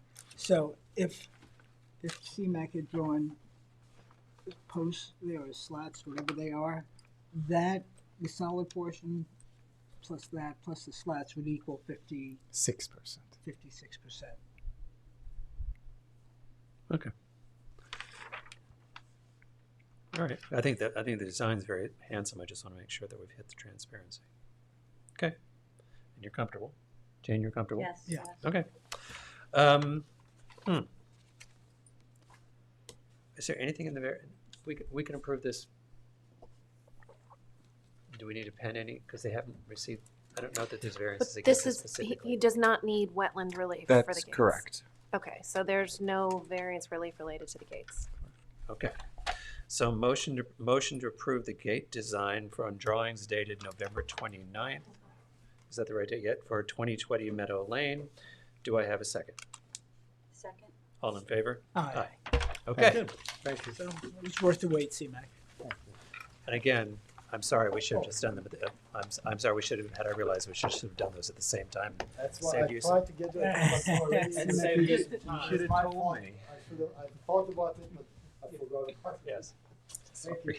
All right, so next meeting is January 22nd. Motion to close the, And just a reminder to anyone that may be listening, the submission is the Tuesday before noon, which is noted on the agenda. great, thank you. Motion to close the January 8th meeting of the Southampton Board of Architecture Review and Historic Preservation. Is there a second? Second. All in favor? Aye.